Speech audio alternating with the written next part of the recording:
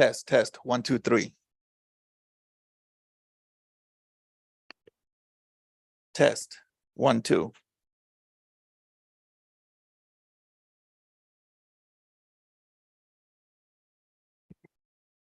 Test, 1, 2, 3.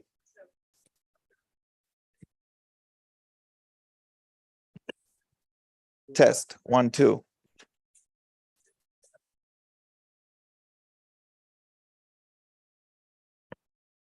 Test, 1, 2, 3.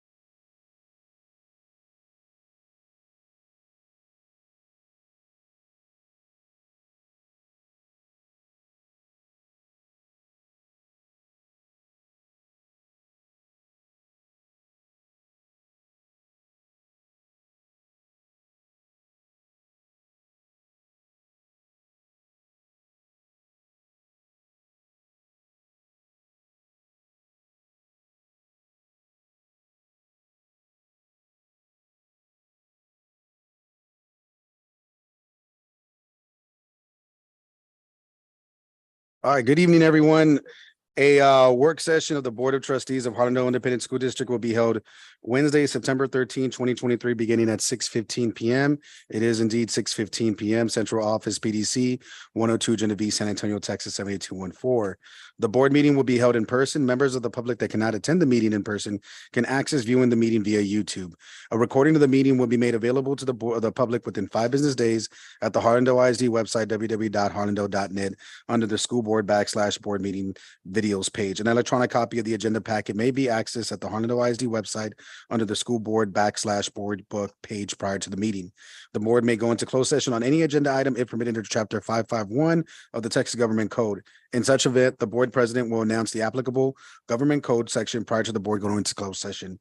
Meeting call to order. Go ahead and we'll call for roll call, please. Should I have it?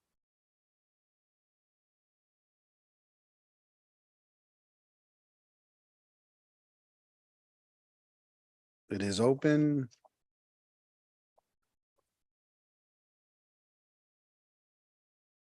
All have cast a vote. We can go ahead and close the vote.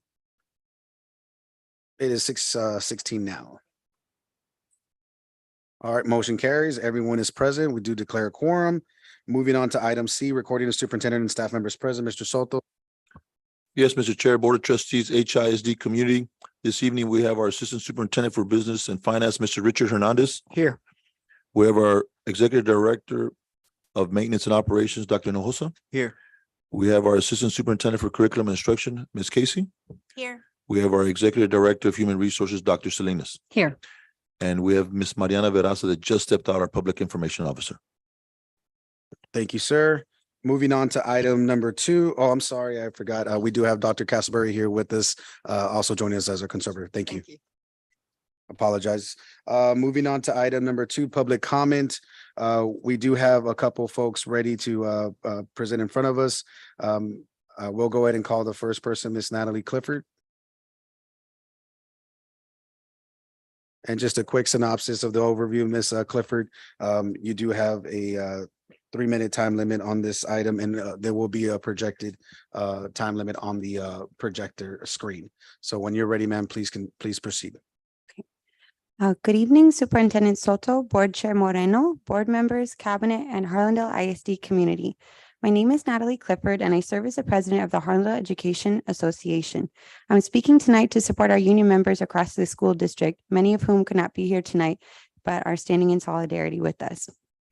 One of the agenda items that the school board is considering tonight is to submit multiple class size waivers for elementary classrooms. As a union, we strongly oppose this and urge the school board not to approve the class waivers. We have been in communication with a high number of our elementary school union members who are very stressed with unexpectedly large class sizes this school year. After the transition this past spring and the decision to repurpose 4 of the elementary school campuses, we feel it is not fair to increase stress on elementary school teachers to mitigate the enrollment numbers.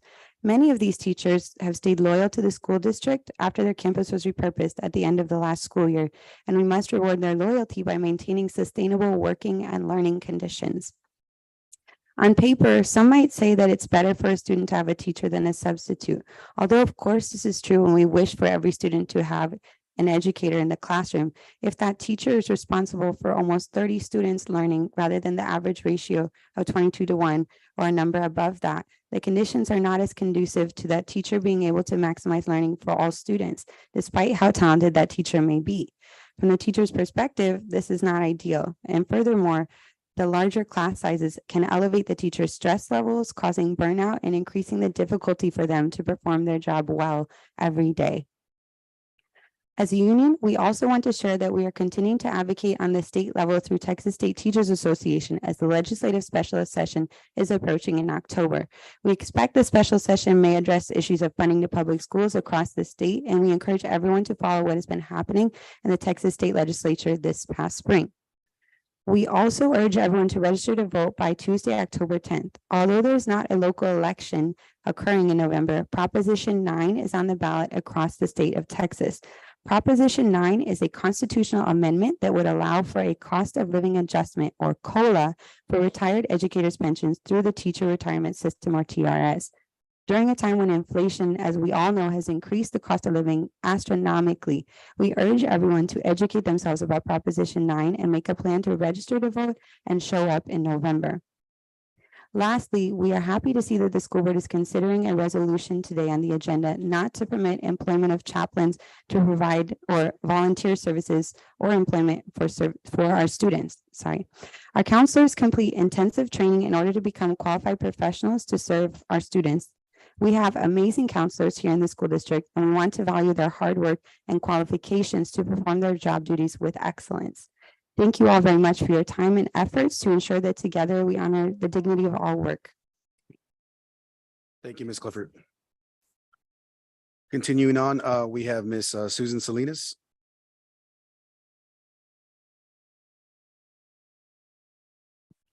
And again, Ms. Salinas, excuse me a moment, if I may. We're going to go ahead and just do the quick synopsis of, you do have the 3-minute time limit, and please, when you're ready, proceed. You do have it projected on the screen. Thank you. Good evening, Mr. Moreno, board members, Mr. Soto, and the community. I'm Susan Salinas with TSTA. TSTA recognizes the difficulty budgetary times that school districts are facing thanks to the huge funding cuts inflicted by the governor and the legislation. But even now, raising class sizes in the primary grade is bad policy. The 22-to-1 limit in K through 4 has been an important state educational standard since 1984 because it works. Seeking waivers to crowd more children into classrooms may save the district some money now, but we will soon be paying more in reduced educational quality and higher social cost. Large K through 4 classes would force many elementary teachers to spend less individual time with students. Students at this age need more individual instruction, and adding more students to a classroom reduces the time a teacher can spend with each child. Children, particularly disadvantaged children who don't get the early individual attention they need, will be at greater risk of dropping out when they get older. Those who do stay in school may not get the strong early educational foundation they need to succeed in later grades. Teachers will do their best with every child, but larger classes run the risk of spreading teachers too thin. As I'm sure board members know, the 22-to-1 class size gap in K through 4 is very popular with parents who recognize its importance in giving their children a strong educational environment. Several public opinion polls in recent years have shown that Texans overwhelmingly support the 22-to-1 limit. Some people who doubt the importance of 22-to-1 often claim that 22 is not a magic number. But several academic studies in recent years have shown that the smaller the class size, the better the educational results on test scores and other indicators, including eventually college enrollment. Yes, it would be great if we could limit our K-4 classes to, say, 15 students, but that's not possible in the current budgetary climate. We do, however, believe that 22-to-1 limit should be enforced. Why bypass it and weaken the standards that we have? Why retreat on educational opportunities for our kids? Why are we at this point? The district closed 4 schools. Did someone miscalculate? There are classes at 33 students on the roster. They split them, a sub does some training, and then they go back to that teacher. Is that really fair? If you ask teachers, they would prefer smaller classes. We are asking the board to vote against the waivers. Harlandale should hire more retired teachers or long-term subs who are in the process of getting their certification. We ask you to please vote no on waivers and support our students and our teachers who are in the classrooms. Thank you very much. Thank you, Ms. Salinas. Continuing on to our final speaker, Ms. Maricruz Martinez. And welcome, Ms. Martinez. And again, the 3 minutes are allotted for you, and you do have it posted on the projected screen. When you're ready, ma'am, proceed. Good evening. My name is Maricruz Martinez. I would like to share my thoughts about the current insurance we have in HISD. When I first found out we were transitioning to this new insurance, I was not happy. It did not seem like something I could trust. I would like to say that I have not had any bad issues thus far, and I really like it. I feel I am finally paying for insurance and able to use it as I need to. I wish all my colleagues had the same experience, but sadly that is not so. I would be more than happy to continue with this insurance, and that's a first for me in regards to insurance in HISD. I would also like to say and acknowledge the amazing team we have at Vestal, from our principal who is doing exactly what she said she would do, and most importantly, working to try and help all our students and colleagues transition positively. I truly believe as a team, we will do great things for our Vestal Eagles once everything begins to settle and all needs are met. This school year has gotten off to a super fast start. I would like to mention how rushed all the testing has felt so early on and all the deadlines due to too close together.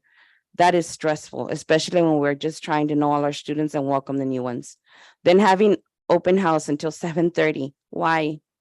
And in my hall, no one visited past 6:15, but we stayed until 7:30 p.m. Those late hours are at unnecessary stress. Please reconsider when scheduling other activities for us in the future. I am needing now to real talk with each and every board member and admin present this evening. Last year, schools were closed to save HISD, and we saw a huge exodus of employees, but many of us stayed. This new school year has begun with so many changes and challenges. Yet we have so many amazing teachers coming together, and they are always ready to help, support, and encourage one another. And they try to do the same for the students, of which many thankfully are assimilating these new changes, but there are some that have not. I have faith that most will fall into place as time goes by. But our base unit students and many of the younger kinder students need more social emotional support. Please send help and support.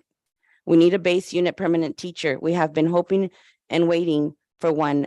Come to find out, the position is not even listed in HISD careers. How do we expect to find a person to fill that position if it is not even listed? Schools were closed to save HISD. We now need to amp up support to save our students, save our teachers, and our school admin. And we're just getting started in the school year.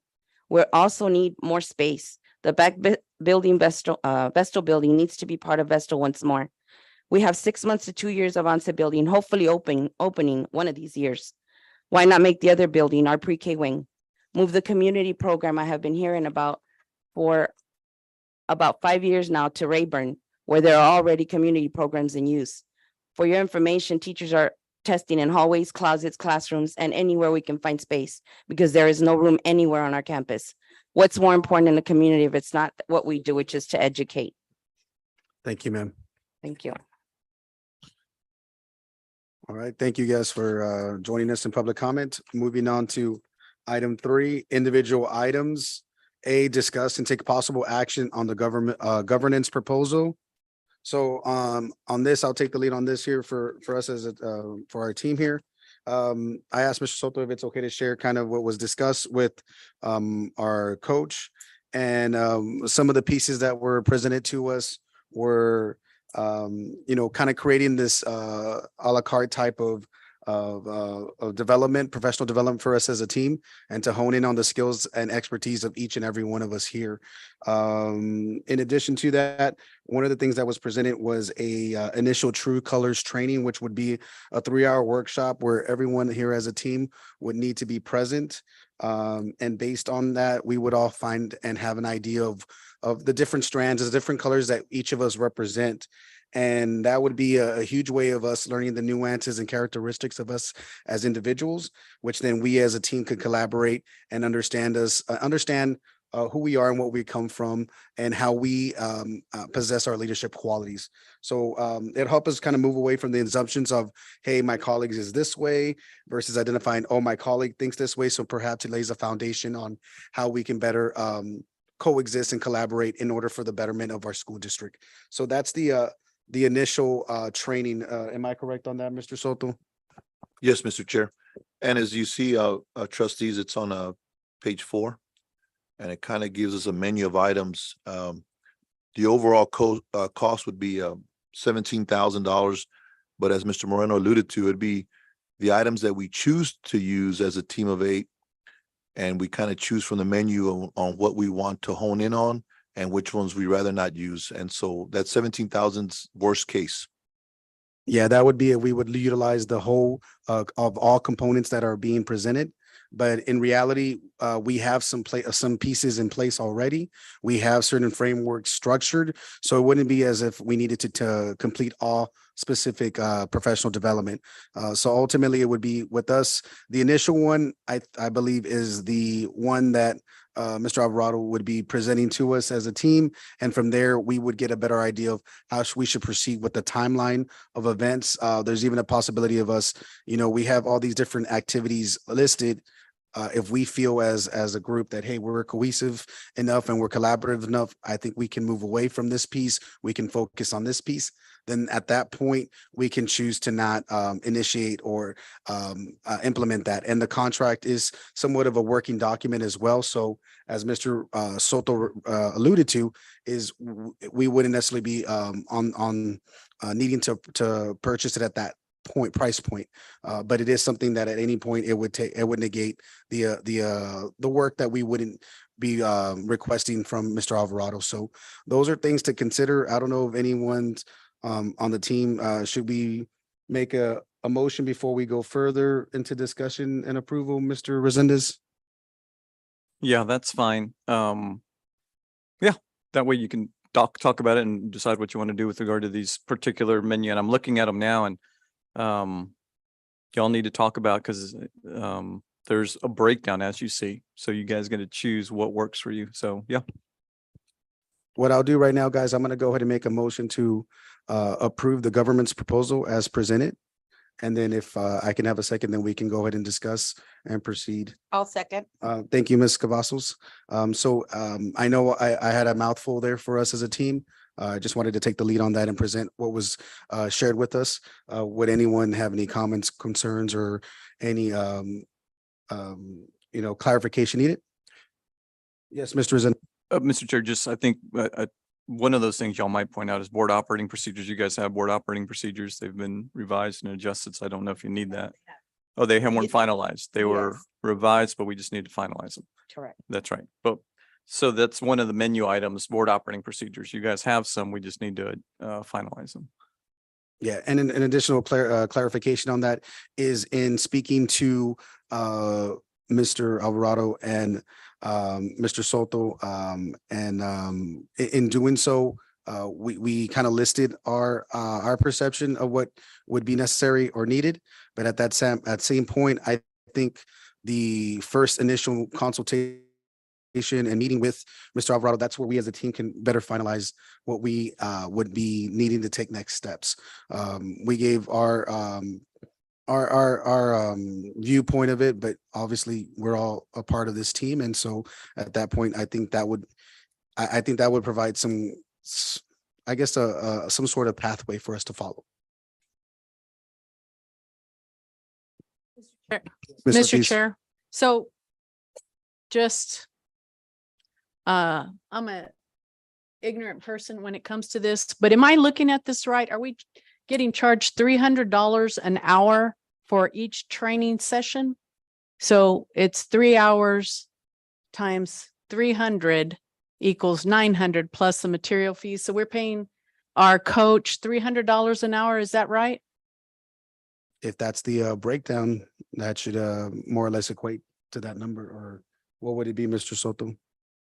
Mr. Resendez, correct me if I'm wrong, but there's different amounts, like that first table that you had, Ms. Ortiz, does equate to about $300 an hour. But the second table is a little different, and it breaks down with different amounts.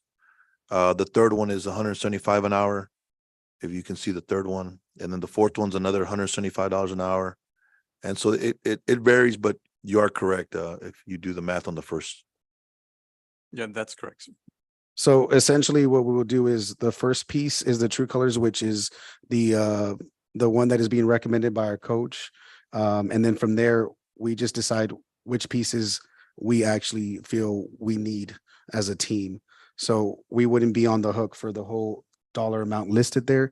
It's based on like, oh, I think this would be necessary. For example, board operating procedures. Now we can do that in a smaller amount of time. I think it wouldn't be the full 3 hours, but it was just kind of, it's a unique situation that they had to put together. And I'm blanking on Mr. Dr. from Region 20. Dr. Goldhorn was there as well, and he's the one that kind of created the invoice. And so in doing so, it's like at any point we can take away any piece that isn't beneficial or pertinent to our team.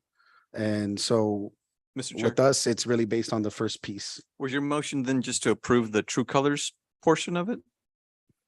I think it's a general proposal because at any point it's something that we can Okay, maneuver out of in Through- terms of, through the process. yeah. Okay, just Yeah, it's just the general proposal as was presented to us. And then what they clarified with and they noted at top was at any point, any piece, if it's not, we would just amend the contract. And it could be done at any point.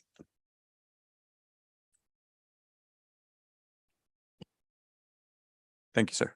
Yes, sir. And anyone else have any questions or clarifications needed? Mr. Chair, Yes, Ms. Cavazos. and I'm gonna give you a heads up. I'm gonna need more than the 3 minutes, so I want that additional Sure. minute, please. So there's a lot of things that I have a problem with. First of all, the cost, and I get it. I get what you're saying. This is worst case scenario.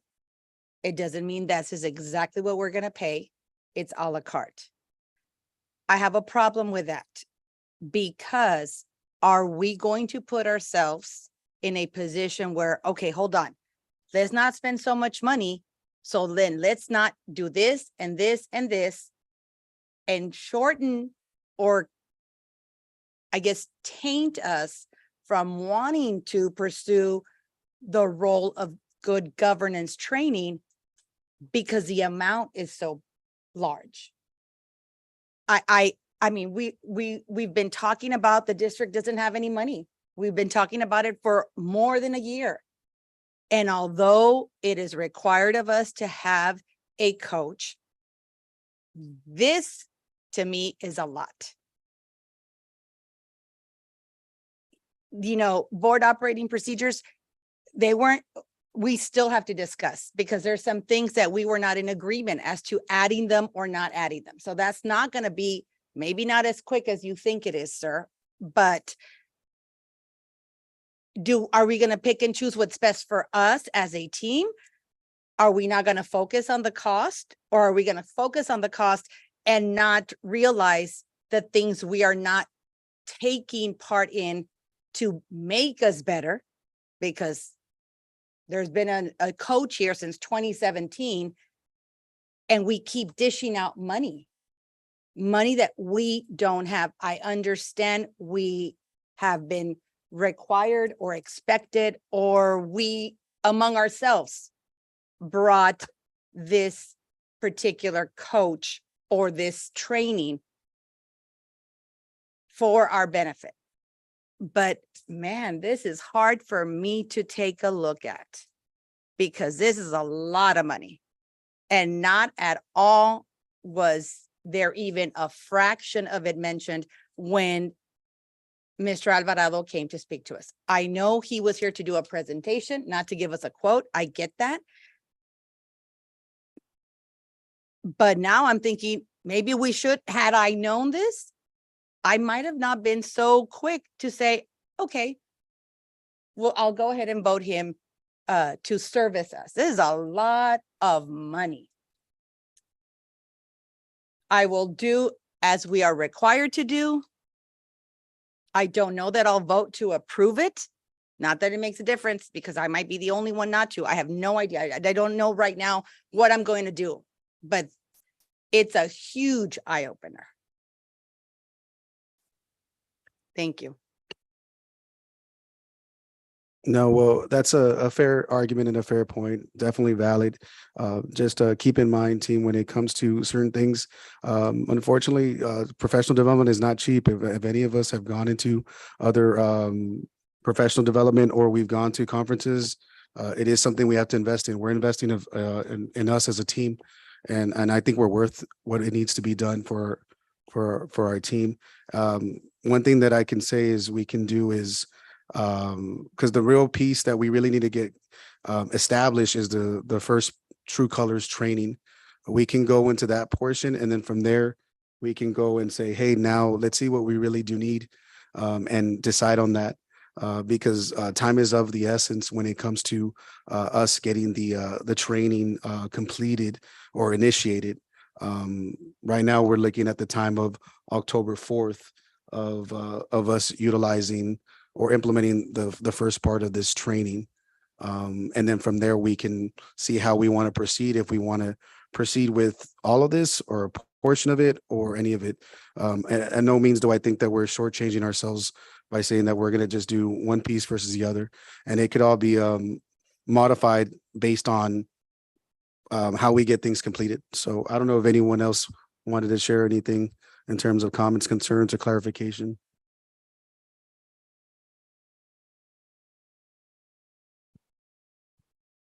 Anyone else? And again, remember, this is something that we own, so we're all at liberty to discuss.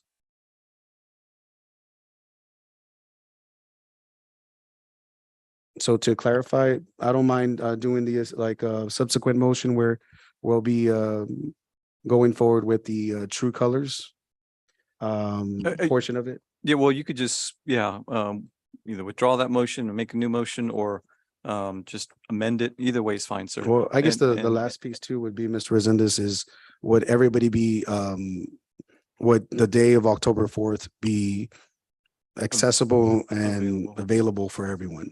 That's a Wednesday. It's a Wednesday.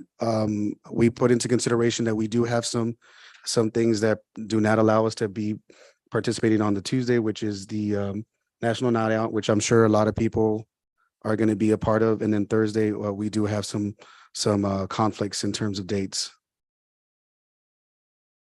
But this would be the earliest based on us having other meetings related to our superintendent evaluation, and then also having the TASB conference in 2 weeks.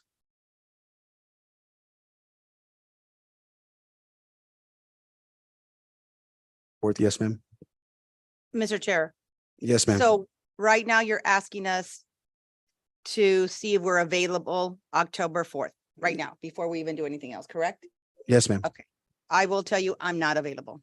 Because what I moved from the 26th, I moved it to the 4th. So I could be here for the superintendent evaluation. Well, then that will push us another week. Is there a backup date, sir? Do you remember the backup dates, Mr. Soto? Do you have them written down?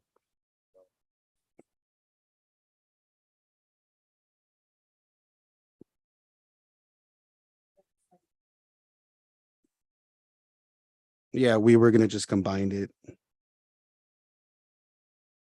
So I know there is a staff development day for our staff on the 9th. Because it can't be a Tuesday or Thursday. And then we have a work session on the 11th, yeah. Yeah, So we're now looking at October 9th. well, October 9th is, staff development. I think everyone's off, Oh, including Okay. staff here. It's a student and staff holiday. It's a student staff holiday, correct? I'm sorry. Mhm. October 9th. October 9th. And then the regular board meeting is the 16th. What holiday is that? So it would have to be the 18th. It can't be a Tuesday or Thursday. Or Friday, if people are open to it. Football game. Yeah. Well, it's up to us. We own the work, so. Was he available Saturdays? That's family weekend at Texas State, No, I got you guys. I thought 4th would be the ideal one because of everything else. and it would have had me not. No, I got you. No, the 11th is a work session, so But the 6th. the 6th is a Friday, and as Miss Kovas mentioned. Well, she said there was also outside.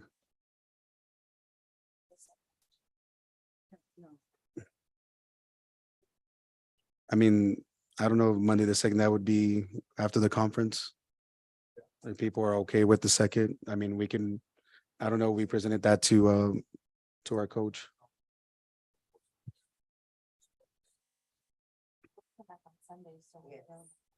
Yeah.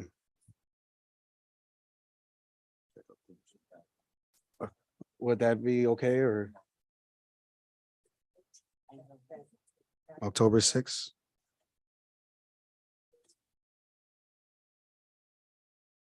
So right now, I guess tentatively, we would say maybe October 2nd, if people are okay with that, or October 6th. The 2nd, you're okay with that too, Ms. Carrillo and Mr. Mr. Luna and Mr. Macha as well? Ms. Ortiz, are you okay with that date as well? I think Mr. Soto just has to double check his, No, I'm good. you're good? Okay. Okay, I guess tentatively we'll say the second. Yeah, it's the true colors only, and then from there we can make a decision on which way to go for the continuation of the guidance.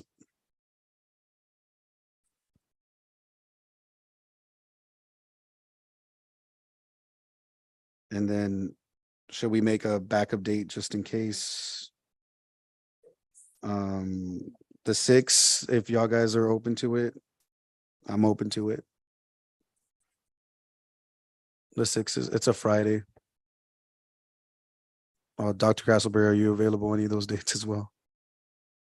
I'm sorry, Mr. Chair, I can't do Fridays, especially on the first of the month. The 1st and the 3rd? Okay, yeah, 1st and 3rd Thursdays. So not the 5th and the 19th, okay, and then Mr. Mata said the 6th is a conflict. Okay, or Fridays are a conflict, excuse me. So we would say ideally the 2nd, or it would be the 18th.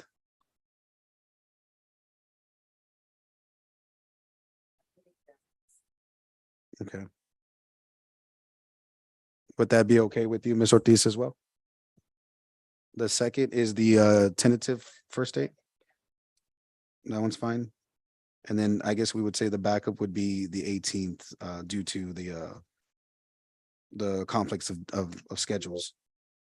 Sorry about that. That's and I guess we'll just do that for now and see, hopefully. Yeah, has he responded yet, sir? No. Okay, so tentatively speaking, we'll say the 2nd or the 18th for now. So I'm gonna withdraw the initial motion, Mr. Resendez. And I'm gonna go ahead and just motion to approve the government's proposal just focused on the True Colors tentatively scheduled for October 2nd with the backup date of October 18th, everyone? Is that okay? Perfect. All right, so I withdrew it. Did I have to have someone second that motion or no? Withdrawing? it? No, you don't right? have to. Okay, so now I have a motion on the floor. Do I have a second, Ms. Cavazos? Yes, sir. I'll second it. All right, thank you, Ms. Cavazos. I think all the discussion's been had, correct? So we're gonna go ahead and call for the vote. Mr. Chair, Yes, ma'am. and we are only voting the for the initial. dates, yes, and the initial True Colors assessment. Yes, ma'am. Okay, thank you. Yes. Mr. Chair, Yes, Mr. Mancha. what is going to be our next step after True Colors? The goal of the True Colors was to kind of get us into an idea of who we are as a team and who we are as individuals, what type of leadership No, qualities. I understand the purpose of it. What I'm getting at is, what is our next step after? Oh, after that, we were gonna decide which parts of it we wanted to utilize. And then if we wanted to do a whole day type of training, like a little So I guess what I'm getting at is, after that, we're still gonna work in the contract with this gentleman and still proceed with contracting him. yeah, that, I mean, we still have that, we would have that established. Okay, that's. Yes, sir. what I'm Sorry getting about at. that. Okay, no, I just wanted to make sure that everybody understands that it's not gonna be, as Ms. Cavazos said, pick and choose what's higher or lower or going by bids. It's gonna be, after that, we're gonna see where we stand, and then we're still gonna proceed to work with this gentleman and proceed with our future contracting him. It would be based aligned with what you noted.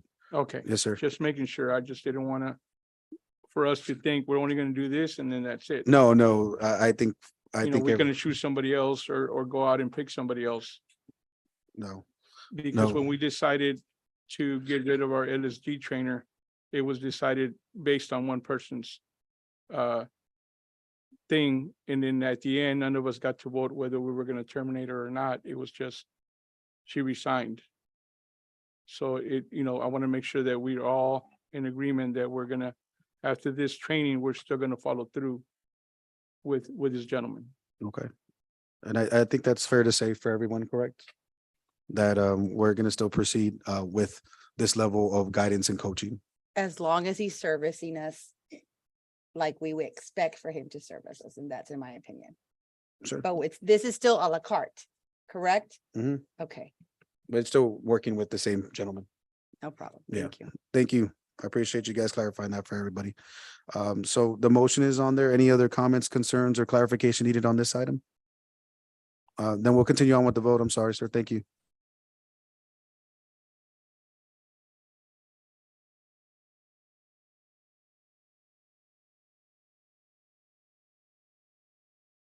Voting, we can close the voting. Sorry. Everyone's voted. All right, motion carries. Thank you, everyone, for the honest and candid discussion amongst the item. Moving on to item 5, which is now going to Mr. Soto, presentation by Mo Casey regarding the effects of state funding, property taxes, and federal funding on the district. Yes, Mr. Chair, Board of Trustees, as we recall during the spring, the spring time period, we had a lot of gray areas where we were still waiting for the legislative session to finish. And we said we'd come back and do a quick recap on how it is going to impact Harlandale. And still considering there might still be another session coming up in a couple of months. So I'll turn this over to Mr. Richard Hernandez. Thank you, Mr. Soto. Mr. Chairman, members of the board, this evening we have Josh Haney from Mo Casey. As Mr. Soto had said, this past spring, we had also a presentation by Mr. Haney. Basically, it was State Funding 101. It was a good opportunity for the board to gather an understanding on state funding and its complexities. We felt it would be good again to have basically the same information, but with updated information from the district as we just completed 1 year. Also within his presentation, he'll recap what just happened this past legislative session and what will be coming up. We thought it was also be beneficial. We have a new board member. So again, it's keeping the board apprised of our state funding and how it affects our school district. So at this time, I'll let Mr. Haney kind of go through his presentation, and he'll be open for any questions that y'all would have. Thank you. All right. I think this is working. There we go. Hello, my name is Josh Haney. I'm with Mo Casey. I think I was before you guys back in December of 22, I believe, and we had a good presentation and an open discussion on sort of how school finance works, and sort of what we could possibly be expecting during the 88th legislative session. So I'm back here today to kind of update you all on how that all transpired. Unfortunately, it didn't. A lot of things didn't really pan out the way we were expecting. So I'm going to kind of start with just laying the groundwork, making sure we all have the sort of common vocabulary when it comes to school finance. And then I'll close out the presentation with going over what happened during the 88th. I'm going to try and move quickly to be respectful of y'all's time. There's a lot of material, but feel free to interrupt with any questions that y'all may have. Let's see. It looks like it's clicked on. Off to a good start here already.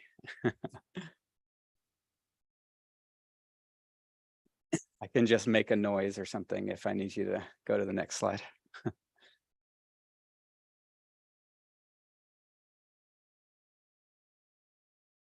Okay. All right. So the main vehicle that the state uses to distribute state funding to school districts is called the Foundation School Program. We are sort of where we are in the process for the 22-23 school year. The state has entered in what they refer to as the near final process, which is where they settle up on the 22-23 school year that started September 1st. And so the district has submitted all of its PEMS data, the updated tax collection information, and all these different data points are being sort of absorbed into the Foundation School Program, into the summary finances that will ultimately be used to settle up on the district's funding for this past year. So you can see just sort of the scale of the funds that are distributed through the Foundation School Program statewide. Again, in 22-23 school year, that was about $23 billion in state aid. and school district raised almost $43 billion in local tax collections. Federal funding normally flows outside of the foundation school program. Last time when I was here, we talked a little bit about the COVID hold harmlesses and how the state used some of that, those ESSER dollars to supplant state aid and to sort of flowed those dollars to you instead of state aid. That's not the case for 22-23, and that's not the case. That won't be the case for 23-24. There won't be any, ADA hold harmlesses, unfortunately. And there won't be any sort of federal funds used to supplant state aid. Okay, so I'm going to go through sort of the steps to sort of how the state figures out how much the school districts across the state are owed. The analogy I often use, and I believe I used this last time when I was with y'all, is all those complicated allotments and student counts in law essentially determine how big of a bucket you get. So the count of students, the types of students you have, that creates your entitlement. You can kind of, again, visualize that as a bucket that is then filled with first local dollars and then state dollars. So first off, to calculate your entitlement, again, there's about 20 different entitlements, or I'm sorry, 20 different allotments in state law. Those are going to depend on the number of students you have, your attendance rate, the types of students. If you have economically disadvantaged students, if you have special ed students, they get counted separately for their own allotments. Additionally, district characteristics. Fast growth districts get an additional pot of money. Small and mid-sized districts, that'd be districts less than 5,000 students, they get an additional allotment. So district level characteristics can drive funding. The tax rate that you adopt can drive funding. We'll talk a little bit about that towards the end, sort of how many tier 2 pennies you adopt on your M&O rate. Also, your tax collections percentage and your debt service can drive how much state aid you get. Next up is the application of the local share. So again, the state goes through all these allotments, calculates the total entitlement that you have. And then they pour in the local funds. They look at your property values and the tax rate that you adopt. And that is essentially how the state calculates that local share. Some districts are so property wealthy that when they pour in those local funds, some spills out. That's called recapture or excess local revenue. And so that gets returned to the state. That's not the case here in Harlandale. There's still room left in that bucket after the local share is calculated, and the state fills up the rest of that bucket with state aid. And that's on the next slide. State aid comes from a number of different sources, the largest of which is the state sales tax, but there's a number of different state taxes, franchise tax, the severance taxes, all go to support public education. So in this brief introduction so far, I've sort of described it as one big bucket. In reality, there's a bunch of smaller buckets that have their own little rules that apply to them and determine how what size the district gets and how those buckets are filled. I'm going to quickly move through those. The biggest one is tier 1. That is when you think of all the allotments that are in statute, that all gets added up for your tier 1 entitlement. So you can see just a sampling of the allotments listed out there. Regular program allotment is sort of the basic and largest allotment that school districts receive. This is just for every student, every ADA and regular program you have, you get $6,160, right? So when you talk about the basic allotment drives the regular program allotment, and then it's also referenced by many of those additional allotments. So, when during a legislative session, when we're asking for a basic allotment increase, it would touch many of those different allotments. One thing that sort of differentiates some of the allotments is the counts that are used. So with many allotments like the regular program allotment, early ed allotment, SPED allotment, CTE, those are all dependent on attendance, right? So if the student is not in attendance, then you're not generating state funding for that day for that student. And so again, that's average daily attendance that looks at the attendance over the course of the school year. And essentially, if a student attends every day, that they'd have 1.0, they'd be worth 1.0 ADA. If they miss a day, then they'd be calculated at some value less than that. ADA drives much of your funding. The biggest allotment, of course, is a regular program allotment that's based on attendance. There was quite a bit of conversation during the the 88th regular session to move to an enrollment-based funding. In House Bill 100, sort of the major school finance piece of legislation that was considered during the regular session, moved a number of allotments over to enrollment-based funding, but not the regular program allotment. That would be fairly costly for the state, and that was not something that was really on the table during this last session. Other allotments are calculated using a count. The biggest one here is the compensatory education allotment. That's based on a count that's taken in the fall. And this is actually advantageous for districts, particularly those that have a high compensatory or high economically disadvantaged student populations, because generally speaking, over the course of the school year, the attendance rates of your EcoDisc kids tends to decline over the course of the school year.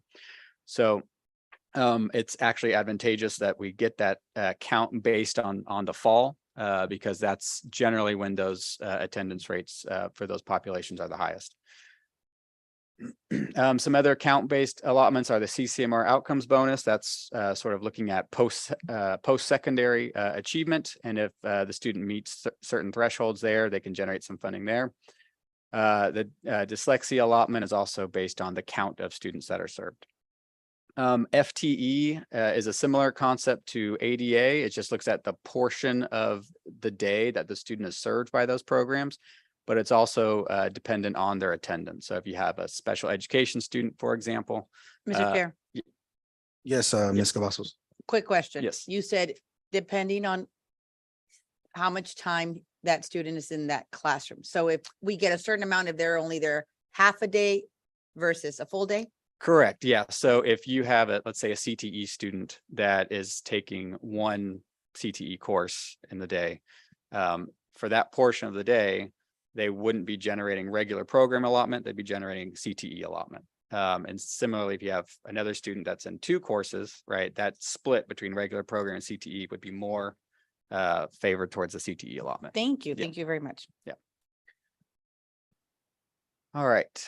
So again, the two main allotments that are FTE based are special ed and career and technical education. All right, I'm going to go through these allotments here. I'm going to go pretty quickly. Again, feel free to interrupt if you have any questions about any of these things, any of these items in particular.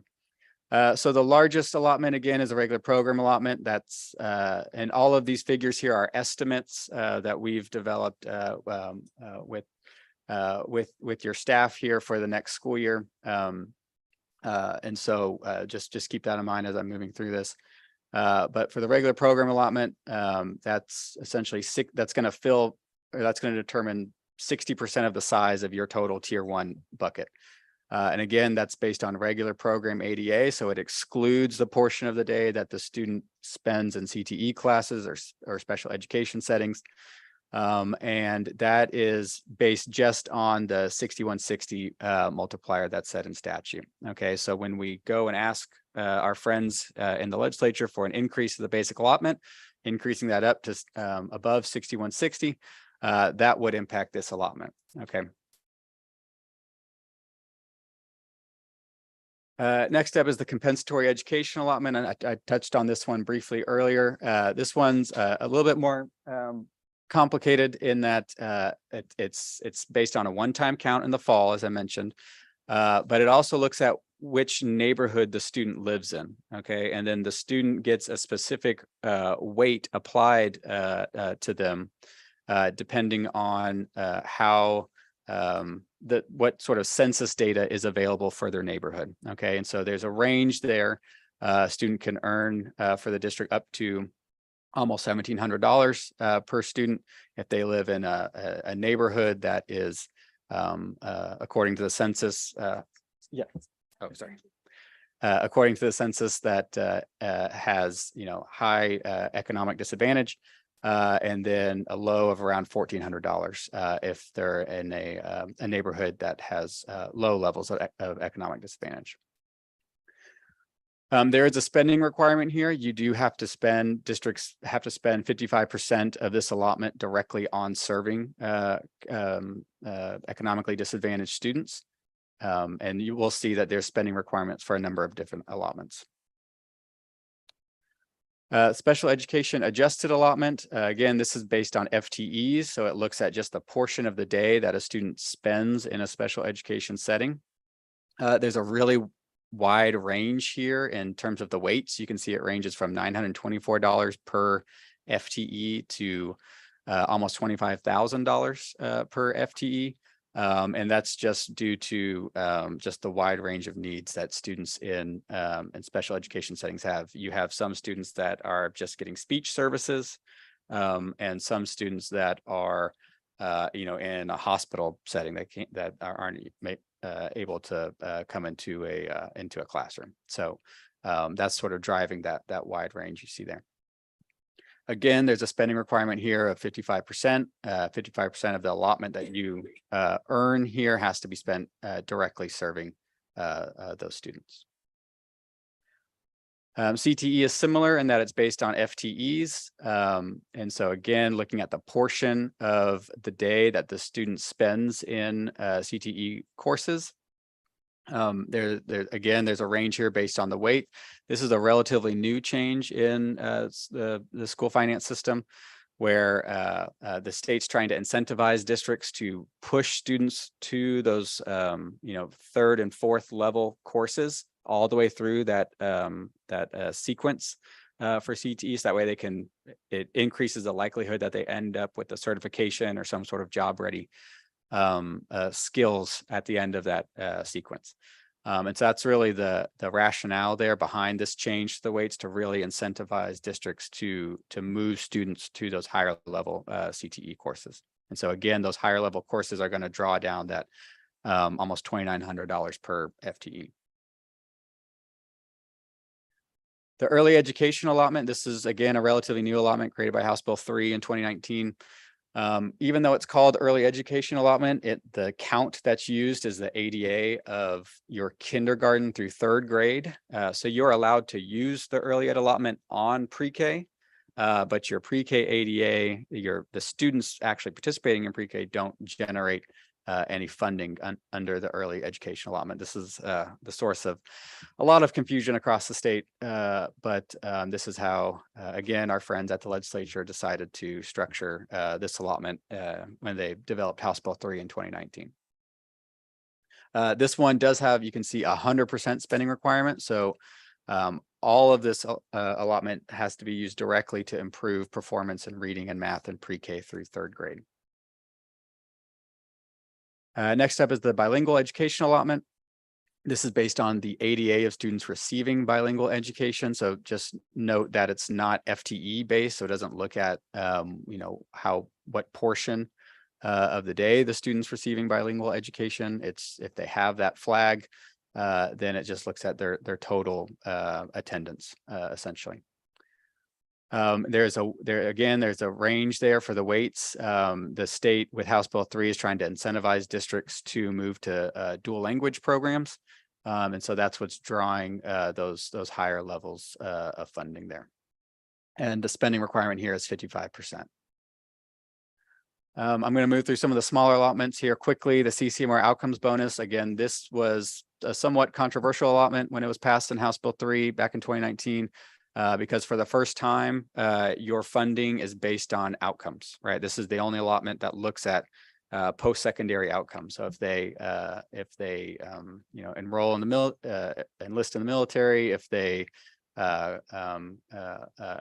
enroll in college within a certain period after graduation, if they obtain certain career certifications within a certain period after graduation, then they're drawing down, they're generating this funding for your district. Transportation allotment is fairly straightforward. It's just a mileage-based allotment. You submit your mileage at the end of the year to the state, and they reimburse you at $1 per mile for eligible students. There are sort of components of that look at your special ed transportation, your CTE. Of course, you're not getting fully reimbursed on your the cost to deliver a special ed transportation program is not being fully reimbursed by the state here. This is something that we've been actually working with a number of legislative offices on, and trying to sort of raise awareness on that gap with special ed transportation in particular, because it's just so huge between the cost to run a sped transportation program and what you have to pay to do that. Next up, the gifted and talented allotment. This is based on the ADA of students receiving gifted and talented services. It is capped at 5%. We all like to think, all of our students are snowflakes, and they need to be receiving these gifted and talented services. But the state, unfortunately, caps at 5% of your total ADA. So you cannot have more than 5% of your students generating these funds. And this is subject to proration. So if the state exceeds $100 million statewide, they're going to actually backpedal on the amount of funding that they give districts. Okay. So that's one area. Your CFO here has a difficult job forecasting revenues, and this is just another component that makes that job difficult, because even if he was able to perfectly forecast the number of GT students, we could still get to the end of the school year, and they could just sort of arbitrarily prorate that down based on the GT population everywhere else in the state. Dyslexia allotment it was created by House Bill 3 in 2019. It looks at, again, it's count based. It's not dependent on the attendance of dyslexia of students receiving dyslexia services. There is a 100% spending requirement for this allotment. The school safety allotment, this is an area where we did see some changes. This is really the only area where we saw changes during the 88th regular session in terms of your funding. Previously, the per ADA dollar amount was $9.72. It got increased to a whopping $10. So we can thank our friends at the legislature for that. That was through House Bill 3 that was passed during the 88th regular session. And then they added a $15,000 per campus funding element there as well. Now, with that, generous funding increase, came a whole lot of new requirements, right? And you guys, I'm sure, have been briefed on that regarding, the having an armed, at least one armed person on campuses and all that. And so this new funding does not come close to offsetting the costs that districts are having to face with those new requirements. Sir. Yes. Excuse me. I just want to make sure that the general public understands that the legislature mandated the school districts to provide armed personnel on each campus and gave us $15,000 to do that. Essentially, yes. That was House Bill 3 from the latest regular session, the 88th regular session. Yeah. And then in addition to that, there's so you have that armed personnel requirement. There's also a whole host of new requirements on the physical safety of your campus, regarding fencing and the doors that need to be monitored and locked and checked. And it's a whole laundry list of things that new facility requirements that the state is putting on districts. There's another pot of money that is available to help districts address some of those things. I'll talk about that later on. But again, the funding that's provided by the state nowhere near matches the need and the costs districts are facing to meet those new requirements. exam reimbursements. So if you administer a college preparation assessments or industry certification exams to your students and you pay those fees for the students, you can get reimbursed for those funds. That was a new element created that was included in House Bill 3 back in 2019. Oops. And then the teacher incentive allotment, do you guys participate in? Yeah, okay. So you guys may be aware of this, but this is a new allotment in House Bill 3 that allows you to create a local designation system. I'm sure as y'all are aware, it's a very involved process, and it can be difficult to implement, but you can draw down some additional funding through that. So you add up all those allotments and you get your total the total size of your tier 1 bucket. In the case of your district for next year, we estimate that to be around $94 million. So all that being said, we've now completed step 1. So you can see that school finances is fun.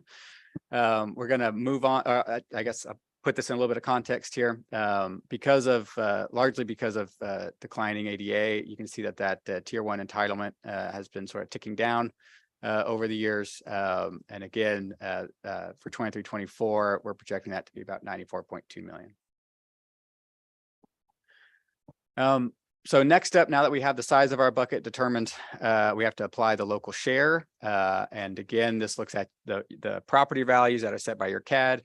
It looks at the tax rate that you adopt and calculates how much of that tab is sort of Harlandale has to pony up through their property taxes.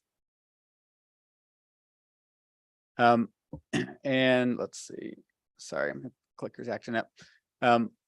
So this is determined again through what's called the local fund assignment. The local fund assignment looks at your state certified property values, again, that are first calculated by your CAD. Your CAD sends those to the controller for verification.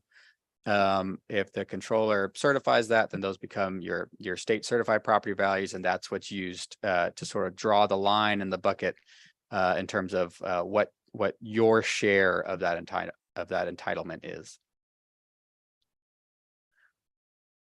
There is a difference between the local certified property values that you get from your CAD and the values that the state certifies. So again, the local certified property values are used to determine your tax levy. That's what's the levy is applied. Your tax rate's applied against those local values to determine taxes owed. It's certified by your county appraisal district, and it's sort of constantly changing, right?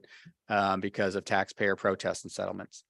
The state certified property values, those are sort of the official snapshot of your local certified property values that are used by the state to determine your state aid.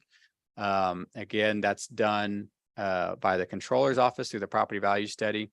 And then occasionally, I think we work with your district to appeal or protest those values because, again, generally speaking, your values are certified in July every year. You have taxpayer protests that sort of bring down that value over time. And so it's in your interest to update that snapshot that the controller has of your values, because as your values go down, you get more state aid. And so that's the process that we assist your district with to make sure that you're constantly getting the maximum amount of state aid that you're possibly entitled to.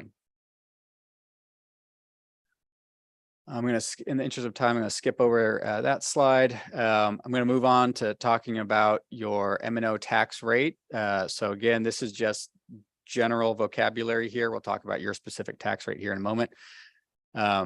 Texas school districts levy a maintenance and operations tax rate. It has a couple of different components to it. It's comprised of 2 tiers and 2 levels. So tier 1 is on, here we go.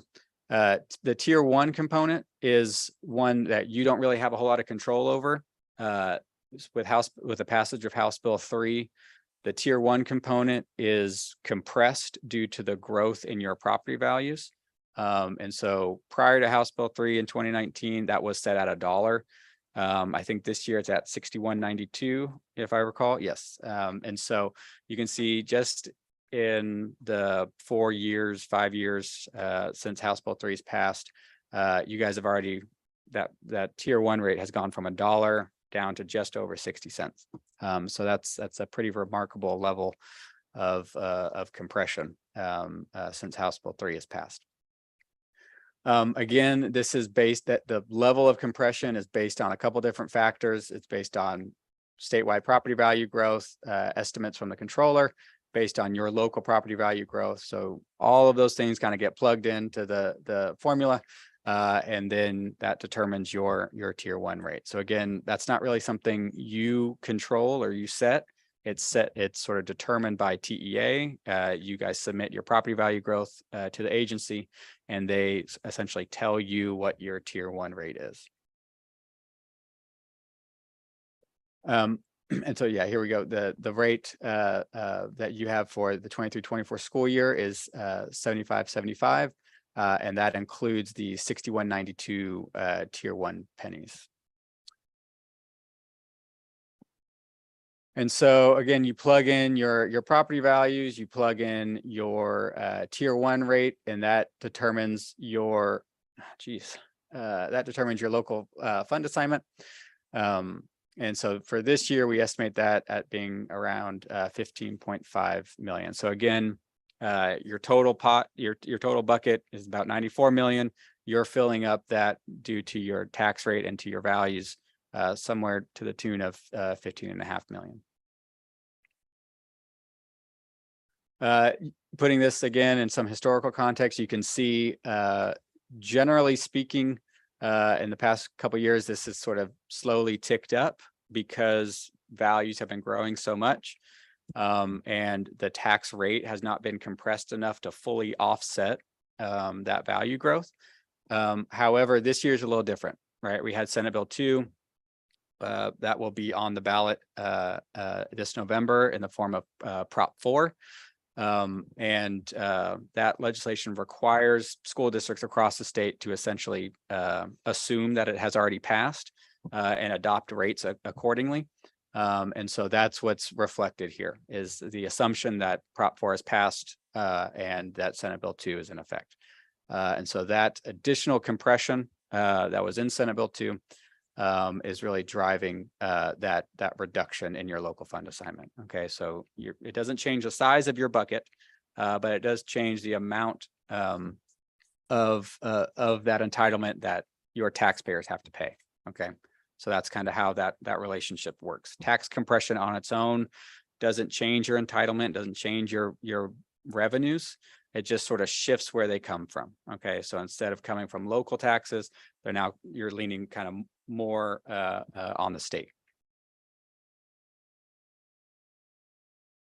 So this just kind of reiterates what I just kind of walked you through. If your property values increase, that doesn't change your entitlement. Your bucket, again, is determined by the number of students you have, the types of students you have, your tax rate, not your property values. Your local fund assignment grows, and then depending on your property wealth, your recapture could grow and your tier one rate could be compressed. One thing I talked to y'all about last time that I want to just reiterate, because this is something that I think just folks in the public education community are not very well versed on and not really aware of. But we talked about how the state determines the size of your entitlement and how the state determines how much local funding your district is sort of on the hook for. There is this sort of phenomenon in school finance where because of tax collections not being at 100%, or because of the property value study that's conducted by the controller, districts develop what I kind of term as a bubble in their bucket. And that's the case here for your district. So you can see the state has drawn that dotted line based on your property values. Okay, they looked at the values that your CAD submitted to the controller's office, the controller certified, and drew that dotted line. And that's what the state says you should be able to bring in through taxes, okay? For a variety of reasons, your tier one rate is only bringing up to that yellow slice there. And so there's a gap there, right? And for the 22-23 school year, that gap or that bubble is worth about $360,000. And so the state, when they come here in a second, you'll see when they come and pour in local funds, the state funding doesn't start at that yellow slice, right? It starts at that dotted line. And so there's a portion of your entitlement, a portion of this bucket that goes unfunded, okay? And so recapture districts, they don't face this problem because their recapture amount gets reduced by the size of this bubble, essentially, okay? But for non-recapture districts, there is no special adjustment for Chapter 48 districts, for non-recapture districts. You guys just kind of eat that lack of revenue, unfortunately. So that is one area where there's a little bit of inequity in the school finance system. And it really, it can really ding districts, particularly if you get state values assigned through the property value study, or you have a local optional homestead exemption or something like that. Okay, so we've determined our size of our bucket. We've filled it with local tax dollars. And then now the state comes in and based on your values, starts adding state aid on top of that. So you can see again here in the graphic, there is that gap. That gap has maintained. The state funding didn't start where your local dollars left off. They left, they left that room there based on where your values, your property values, where that calculated, the result of that calculation. So school districts receive M&O state aid through two funds. The available school fund, this is sort of constitutionally required funding that every school district receives, and the foundation school fund, which is where a district like Harlandale, you're going to get a majority of your funding from. And so again, our estimate for the 23-24 school year is that the state fills up almost all the rest of that bucket, provides somewhere north of $74 million in tier one state aid. So this process, and again, I'm going to move quicker through these other sections of funding, but the general concept is replicated throughout all of these different areas. So first you decide your entitlement, then you fill your entitlement with local dollars, and then any remainder is made up with state aid. So again, with tier two, the factors that determine your entitlement are a little bit different. You look at weighted average daily attendance, they look at your M&O tax collections, your property values, and the number of tier two pennies that you levy. We'll talk about that here more in a minute, but all of these factors kind of go into determining how much funding you're entitled to here in tier two. Tier two refers to that portion of your tax rate. Okay, so again, the tier one portion you don't have any control over, that's set by TEA. The tier two portion is where you guys can exercise some discretion. Okay, so you guys had in the past gone for a TRE. You had 17 pennies in tier two. House Bill 3 compressed that down to 1383.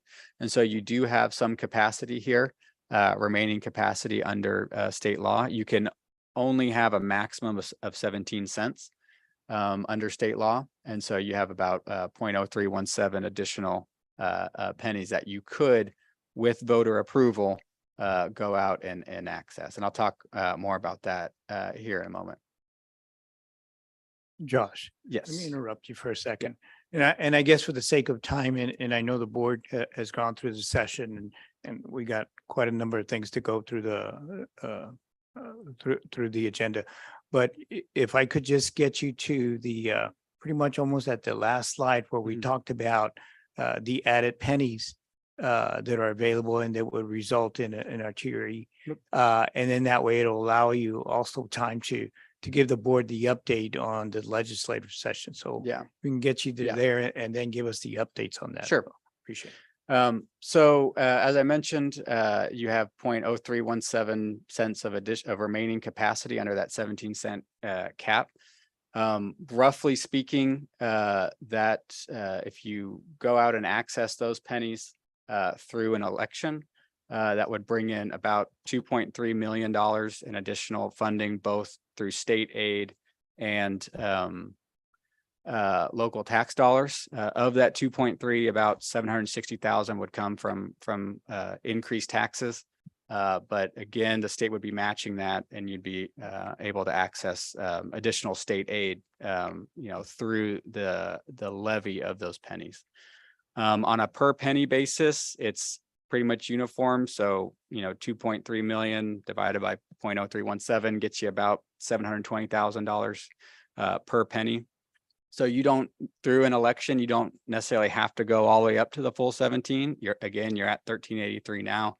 If you did want to call, if the board decided at some future point to call an election, you could go out and grab 1 or 2 or 3 or all of those pennies. And many districts across the state are choosing to do that this year, particularly because of all the compression that you're seeing on the tier 1 portion of your tax rate. You're likely to not see much of any compression next year, just given the way all of this tax compression stuff works. But you could see a sizable amount of compression beginning in the 25-26 school year. And so again, that's that is an option that you're sort of past that time now to call that election for the 23-24 budget. But that could be an option, something to consider for when you're exploring budget options next summer. So any questions about elections or how that process works? Okay. All right, I'm going to move into the legislative update portion. And so this is just a recap of things that were that sort of came out of the 88th session. The state continued current law tax compression. The state then, during the second called session, sort of went above and beyond current law by passing Senate Bill 2, again, which would be on the ballot in the form of Prop 4 in November. And so again, a lot of investment in property tax relief and not a whole lot of investment in new funding that will actually make it into your classrooms. Sort of one of the big funding increases was the increase in the golden penny yield. So as I mentioned before, you have almost 14 cents in tier 2. A portion of those are referred to as golden pennies. Those draw down a certain level of state match. And so those pennies now have become a little bit more valuable to the district. And, when we're looking at year-over-year gains for the district, that's really driving a lot of the funding increases that the district is seeing. Do you all participate in TRS Active Care? No. No. Okay. So the legislature did make an appropriation to limit that premium growth for districts that participate in that. They didn't make a sort of corresponding appropriation for those that do not participate in active care. This is another topic that we are bringing up to legislators during this special session, and something that we've gotten some positive feedback on from some key offices, and we're hopeful that there is some sort of relief that's provided to those districts that are not participating in TRS Active Care. Some other items in the budget, House Bill 1605. This is sort of the bill that creates the state curriculum and instruction materials. You're not required to participate in that, but if you do choose to opt in and use that state developed curriculum and instruction materials, you can access some additional funding. And so the state appropriated $500 million for implementing that bill. The state restored the instructional materials allotment back up to sort of historical levels this past session. You can see the school safety items that I mentioned earlier. That $300 million is essentially the cost of that bumping the weight up to $10 per ADA and the $15,000 per campus. You can see there's also $1.1 billion for grants to help districts meet those school safety facility requirements that the state has recently implemented. Again, we don't think that that's quite enough to fully meet the need that's out there. But those grants the state has opened up the first cycle of those applications. And so that is something that districts can start to access and start to pull those monies down to help, again, meet those new facility requirements. In the interest of time, I'm going to skip over those last two. This session is mostly notable for things that didn't pass. Unfortunately, so we didn't get a big school finance bill. That was the vehicle for that was House Bill 100. There's currently, however, $4 billion in the budget for like honest to goodness funding increases for public education. That's going to go unspent if we don't get a bill in October. Okay. And so again, that $4 billion is in the budget. We're hoping that by the time the special session actually rolls around and the state gets an updated revenue projection, that perhaps a school funding bill that's passed during the October special could be worth somewhere north of 4 billion, maybe 5, 6, maybe 7 billion. Is sort of the conversations that we're having. And so I think 4 billion is sort of the starting point, and I hope we can get something, somewhere north of that during the special session. Unfortunately, every discussion during the special session about school funding, paired with that is going to come a discussion on vouchers. And so we saw that during the regular session. House Bill 100 made it out of the House, went over to the Senate. They attached vouchers to it, and then the wheels came off, right? Then the bill died. We expect, unfortunately, similar tactics to be employed during the October special session. There is funding in the budget currently for vouchers for school choice of $500 million. However, it's the same case, right? That appropriation is not going to get made unless there's a bill that authorizes a school choice program. And so unfortunately, during that October special session, those two things, school funding increases and school choice and vouchers are going to be tied together. I'm going to move past a lot of this and spend a little bit more time talking about what we think is upcoming in the October special session. As I mentioned, we think the call is going to include vouchers, it's going to include school funding and teacher pay added to that. I'll talk more about that here in a moment. I talked already about what's sort of in the budget already for those two items. And again, just a reminder that those won't be spent. Those appropriations will not be authorized until there's legislation implementing that spending. One thing I do want to take just a moment on is talk a little bit about what's called the Herrero Amendment. This is referred to the representative that usually sponsors this amendment. It's usually attached to the budget. It's part of every night or every session when the House has budget night. They deliberate and discuss this amendment. And what it does is it essentially prohibits the use of public dollars on private schools. And you can see the vote margins on that over the past couple legislative sessions.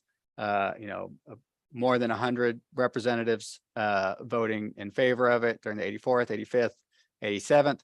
And that changed during the 88th, this most recent session, right? Only 86 votes for the Herrero Amendment, which again is a vote against vouchers. I want to draw your attention to another vote that was taken during the 88th session. And this was sort of towards the end of session. There was a flurry of activity to get SB 8 through at the last minute. SB 8 was one of the main voucher bills that we saw during this last session. The House Public Education Committee wanted to quickly meet and potentially vote out Senate Bill 8 during the closing days of the session. The chairman of the committee asked the full House for permission for the House Public Education to meet and potentially again vote out Senate Bill 8. The House sort of took an unprecedented vote and voted against allowing that committee to meet. And so the vote totals here are kind of switched, you know, whereas a yes vote up above is against vouchers, a no vote on that Pub Ed committee to meet would be against vouchers. So you can see that vote total narrowed even more, right? Talking about whether or not SB8 should be allowed to advance, right? It went from 86 again, anti-voucher votes to only 75 anti-voucher votes. And then once you go through the House sort of records, representatives are out of the room or their button didn't work or, yada, yada. They have all these different excuses. You clean all that up, that vote total narrows even further, right? And so we were essentially 4 votes away this last session from a voucher bill essentially making it out of the House. And so that's sort of where we are now, where we were during the regular session.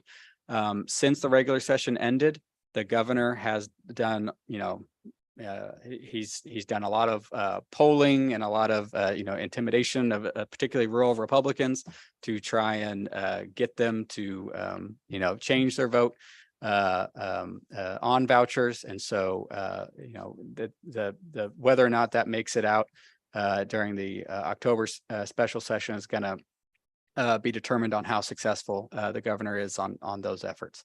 But I just want to point out that that vote was a lot closer than, or whether or not vouchers made it out of this special session was a lot closer vote than I think many realize. So in good news, I'm going to close on a good note. We've talked to some legislative offices about sort of what the school finance pieces of the bill look like. We know vouchers are going to be part of the discussion. We've set that aside. We're not going to help them make their voucher bill any better. But we are focused on the school finance pieces. And a lot of that has used House Bill 100 as a starting point. And so House Bill 100 had a lot of good things in it. It increased the basic allotment. It added an inflation adjustment to the basic allotment for the first time. So as inflation grows, that 6160 will go up as well, which would be a huge win for school districts across the state. House Bill 100 also includes a whole host of new allotments and other sort of protections for school districts. And so there's a lot of good stuff in there. So we're encouraged by the fact that House Bill 100 is the starting point for the October special session. One thing I do want to point out here is that the bulk of any new funding that does come out of that October special session is going to likely come during the 24-25 school year. And not during the current school year, unfortunately. And that's going to be due to the fact that legislators want they want school districts to use that money primarily for teacher pay raises. I know districts across the state want to do that as well. And they know that if they give you that money halfway through the school year after you've done signed your contracts and set your pay scales and all that, that likely won't increase the salaries for your educators. And so it's our understanding that most of the lawmakers want to sort of take that, if it's $4 billion, they want to apply that to the 24-25 school year. And in some ways that's sort of a good thing because that raises the bar more. So instead of splitting $4 billion across 2 years and only increasing, school funding by $2 billion, you're increasing it by $4 billion in 1 year, and then that creates the continuation of a $4 billion increase going forward. I think with that, I'll close and if you guys have any comments or questions, I'd be happy to take those now. Yes, Ms. Cavazos. Thank you, Mr. Moreno. I was going to say, if this passes. Yes. So that's the big thing. It looks all pretty, Mhm. but if it passes, then we can see some change in the monies that come to the districts for us to service our children in a much better capacity in 24-25, if it passes. Yeah, I think the only, if schools are going to get anything in the current school year, it would likely come in the form of a stipend for teacher pay raises, something like that, where it's a one-off thing and the money just flows through the district to the teachers. And we saw some proposals like that during the regular session. So that is on the table for the 23-24 school year. But in terms of permanent, ongoing funding, that's probably a conversation for the 24-25 school year. Any other comments, concerns or clarification needed? I just had one piece, just touching on that. I don't know if you can elaborate on if the 4 billion is unspent. Could you kind of give us some insight into if is it earmarked or is it something that would be then reappropriated by the House and the Senate? Yeah, it would essentially just stay in the state treasury, and it would add to the unprecedented level of surplus that the state enjoys. Yeah, and one thing I do want to leave y'all with is I believe Harlandale is a member of the Bexar County Education Coalition, and we work really closely with Julia Grizzard there that leads that. And so, she's a great advocate for y'all up at the Capitol. And she's, all of the things that I laid out, that the conversations that we're having during this interim period while we're sort of gearing up for that October special, we're having those same conversations with her and trying to organize, through those channels as well. So to the extent you all want to get involved in this advocacy effort, I think that would be a great vehicle. I know you already participate in that, but that'd be a great, that is a great vehicle for y'all to continue to utilize. All right. Well, thank you. I appreciate it. Obviously school finance is always, discussion is always insightful and obviously thought provoking. So thank you for taking the time and presenting that information for us again, so we can be a little bit better experts at it. So thank y'all. Yes, Mr. Luna. In general, I'm just thinking, how much do you get into the area of how much each district spends per child? Do you have that data? Yes. And also the reason, the way I see it, I'm not an accountant, but the reason people want to save on their property taxes, and the reason we had a big property tax is because we had all these increases in property due to COVID. People were buying land like crazy, so the property. So we have this stash of money now. And so, I mean, mathematically, if your house is only worth 50,000, you're only paying so much taxes. If your house is worth 2 million, you're paying way more taxes.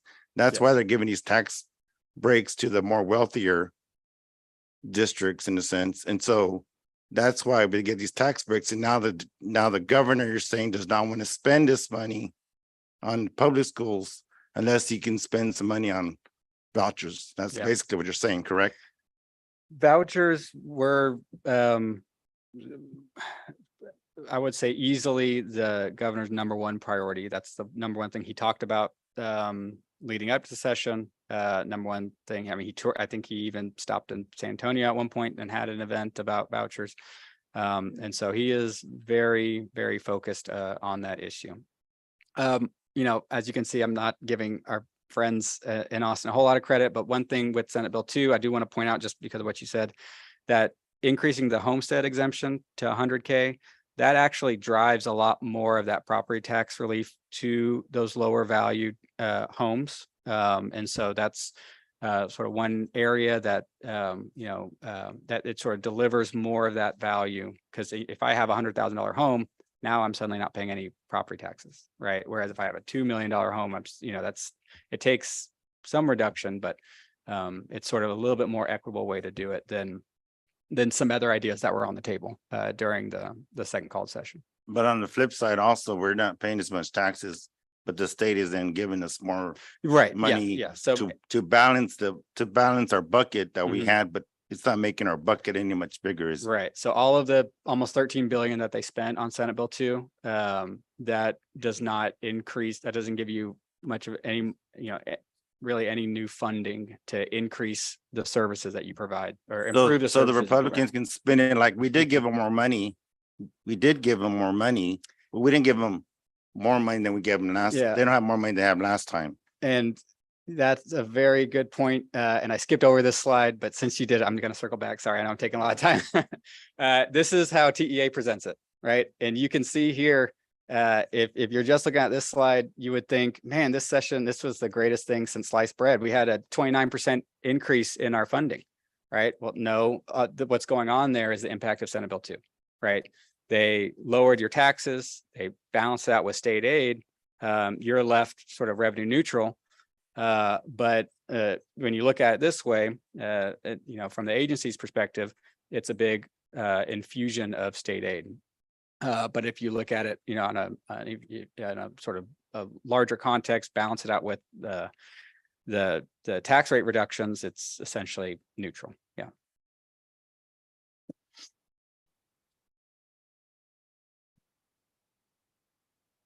Anything else, guys? Any other comments, concerns or clarification needed? Any other good news y'all want me to bring to you? Just let me know. Let me know. No, well, thank you again for the time and for the insight. We Yeah, appreciate it. Thank you. All right, Mr. Soto, moving on to item number 6, the board will review and discuss the submission of the state waiver for maximum class size enrollment exception, or it's exception, but it's exemption for the 2023-2024 school year to the Texas Education Agency. Soto. Yes, Madam Chair, Board of Trustees, at this time, Ms. Casey will present. Yes, sir. Thank you. The board is asked to approve the submission of 20 state waivers to request the maximum class size exception for elementary schools. There is a list that I believe you have for the schools and the rooms that we will be applying for the waivers. As it stands today, we will get an updated one Monday if there are changes. This would actually increase the class size to a maximum of 25 students for the campuses and grades listed.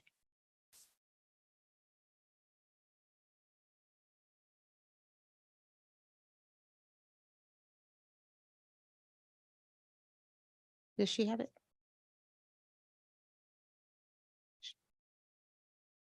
Yes.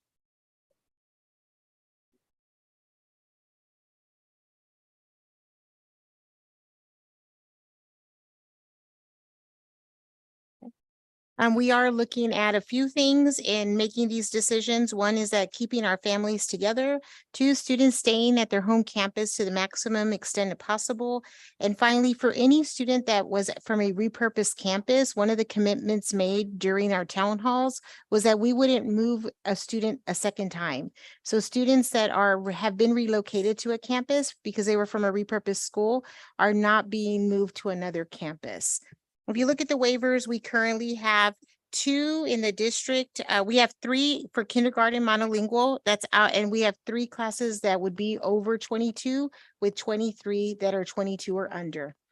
In kindergarten dual language, we would have 5 that are over the 22 for the waiver, with an additional 5 that are 22 or under. First grade monolingual, we are applying for 2 waivers, and we have an additional 24 classes within the district that are under 22. First grade dual language, we have 1 class that we are applying for a waiver, and then we have 21 classrooms that are under 22. In second grade monolingual, we have 6 classes that we would be applying for a waiver and 22 that are under the 22 maximum. In dual language, 2 classes we would apply for a waiver with an additional 10 classes that are under the 22.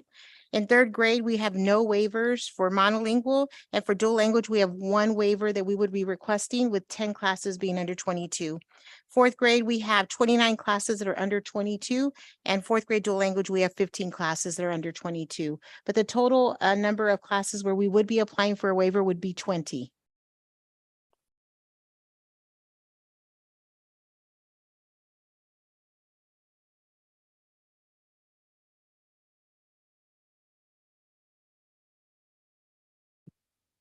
Mr. Chair. Yes, Ms. Ortiz, go right ahead, ma'am. Mr. Soto, so they can go up, it's gonna be over 22, but up to 25. I'm sorry. 25 would be the and 25 and is- with all mhm. due respect, I know, yes, there are going to be, nobody cares about how many we have under 22. They only Mhm. care about when we have over 22. Mhm. And so those are the parents that are like every day at HEB or Arlen's or wherever I might be that say, Ms. Ortiz, did you know that my child's in a class that has 30 kids in it? And I'm going like, okay, where is it at? Where? And they said, no, well, I want to know if you know this. No, I don't, because that's not, I don't hear, I'm not into the weeds, if you will. But nobody cares about however many classes we have that are under 22. We're only going to hear about over 22. And if we're not going to go over 25, then are we leaving one teacher in that classroom, Mr. Soto? Or are they going to be getting additional assistance? Before you start, Ms. Casey, on the reason Ms. Casey noted that there were some classrooms that were under 22 is if we move these children, then we're moving them from one school to the other. And she made some points on why these children are to stay with the 25 and the classes that are 25.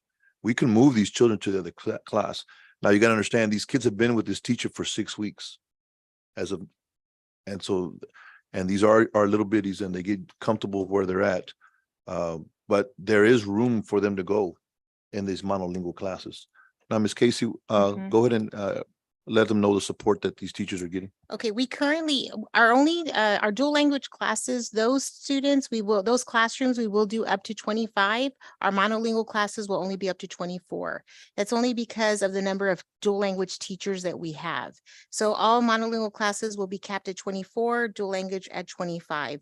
What we have currently done is we did provide support to campuses that were over anything that was over that. What we've done now is we ask principals if they require support to please contact us. And we look at any class that has special circumstances or special needs. We typically work directly with the principals. We have some principals that have said, no, we are working, everything is fine. We have some that they themselves have provided a sub during this transition. But for the most part, we have consistently met any requests that we have that has been made for additional support. Okay, so I'm going to ask Mr. Soto, when I say we, I'm talking about from the administration office, are we doing on-campus site visits as opposed to asking them to call in? Or do we do that? Or is that not? We have several teams that do visits to classrooms. Ms. Casey, can you name a few that have been visiting besides you and Mr. Littlefield going into the speaking to the principal? We have all our coordinators that do site visits. We have our special programs, which include special ed that go into our classrooms as well. We have, I'm not sure any other departments, but definitely CNI, all of our support staff are in classrooms.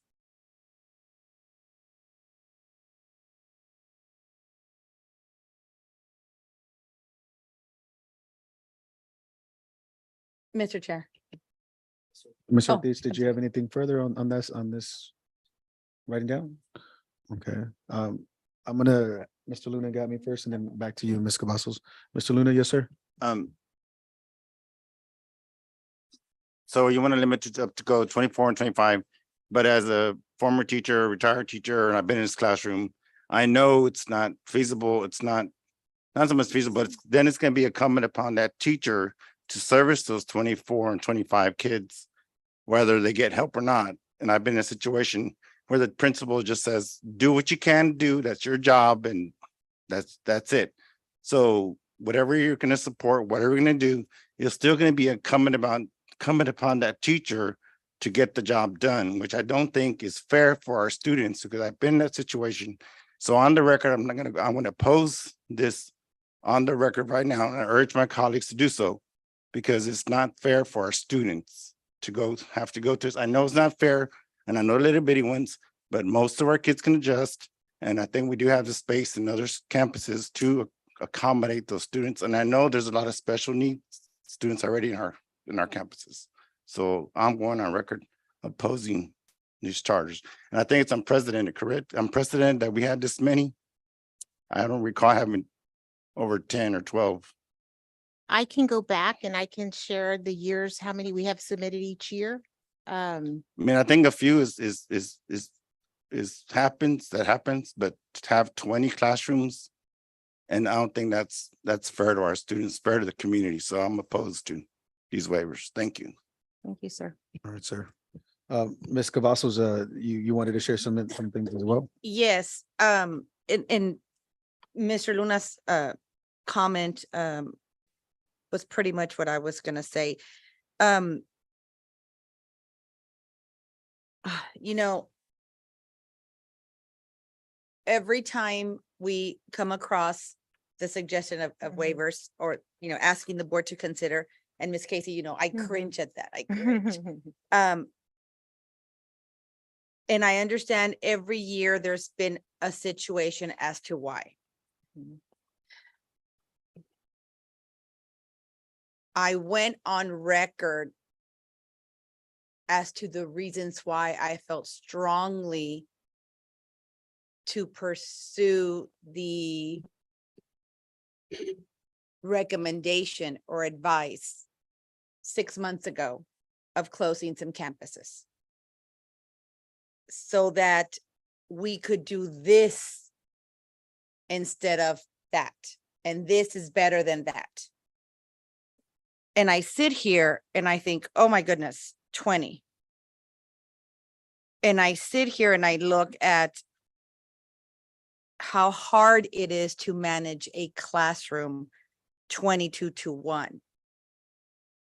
Adding any more, I can't even imagine.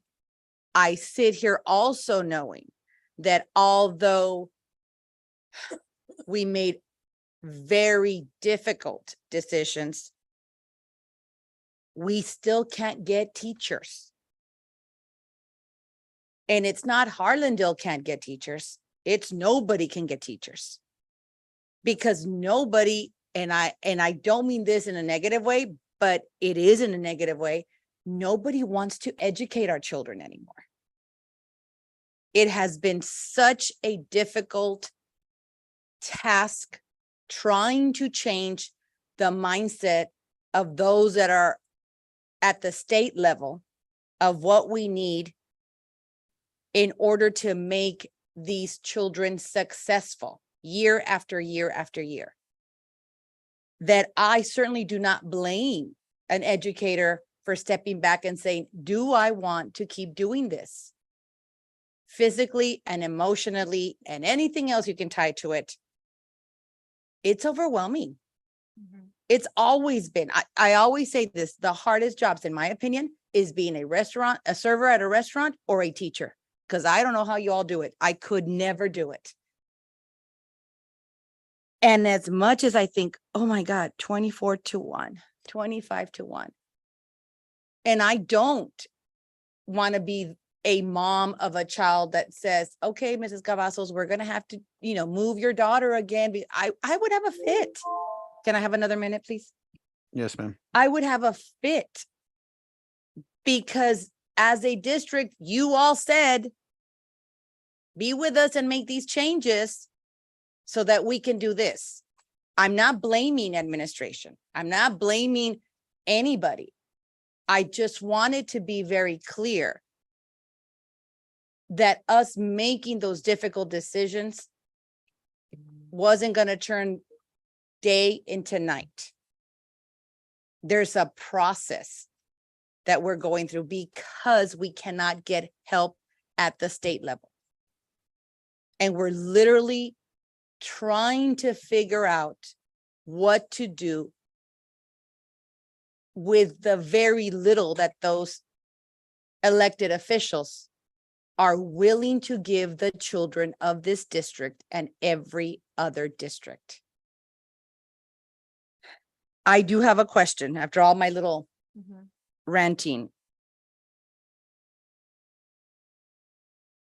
is there? Can I have another minute, please? You can ask the question. Thank you. Is there another way or another manner that we can balance out these numbers in a particular campus so that our children aren't, picked up and let's go ahead and send you to another campus so we can level it out? Or is it because there's only those monolingual classes or dual classes? There's only a number of them in each campus. That's my question. Thank you. The answer is yes to both. The answer is no, correct. So for one, if we look at it by campus, for example, you look at Adams, Adams has one waiver. They have 800 kids and we're doing one waiver for that campus. It's a dual language campus. If you look at first grade, we have a total of 5 first grade dual language. So that will be very difficult to move kids. Now, mind you, Adams is a school that got kids that were repurposed. So we've already committed to not moving them, number one. Then we have to move them. So then where are our options? Well, then you're looking at, you try to move them to a similar area to stay in the same location, or we're going to move them across the district. That becomes an issue. Transportation, even if we transport them, you're looking at kids getting on a bus at a different time because they're moving further. So we try to take that into consideration. Transportation, which buses are already going here? Where can they do their routes? Because as you know, bus drivers are an issue. And so we look at those things. We have looked at many situations and many scenarios. What we bring to you is our best plan as of today. That is the best plan we have. Can we move a kid from Schultz all the way to Stonewall Flanders? We can. Is that what we believe is best? We don't. Can we open up a classroom? Yes. Is it best to have students with a sub? We don't believe so. Our data does not show that that is the best interest of our students. This is the best plan that we bring to you at this point with the resources we have and the students we have. And Ms. Casey, that is exactly what I wanted to hear. Because I wanted us and the community to know this isn't just, okay, this is the first thing we thought of, here it is. You gave the best answer that I could accept because we have gone through every avenue to try to figure out all these components, what is best for the student, their families, and the teacher. So I thank you for being very clear on what you all did, that this is right now with what little we have to work with, this is the best we can come up with. So thank you, Ms. Casey. Thank you. All right. Anyone else have anything they want to provide in terms of concerns, comments, or clarification? Mr. Chair. Mr. Soto, I'd like a clarification. At the bottom of this, it says pending additional reviews and edits. So by Mondays, do we expect that this will be finalized, or do we expect more waivers to come our way? Monday will be our final waiver count. But we need until Monday because we still have kids withdrawing and enrolling. We have a kid that left us today to go to Oklahoma, which reduced a waiver. So Monday, we will bring to you our final count as of Monday. And just kind of to echo what administration said, because I know ideally you don't want to have these situations occur. I'm coming from the middle school, secondary level, where they'll throw 35, 40 kids in my classroom. And I think I've said this numerous times before, and I understand how hard it is. I wouldn't want to be a kindergarten teacher, but I don't think that kindergarten teacher would want to be teaching my 8th graders either. It's a niche that we have, right?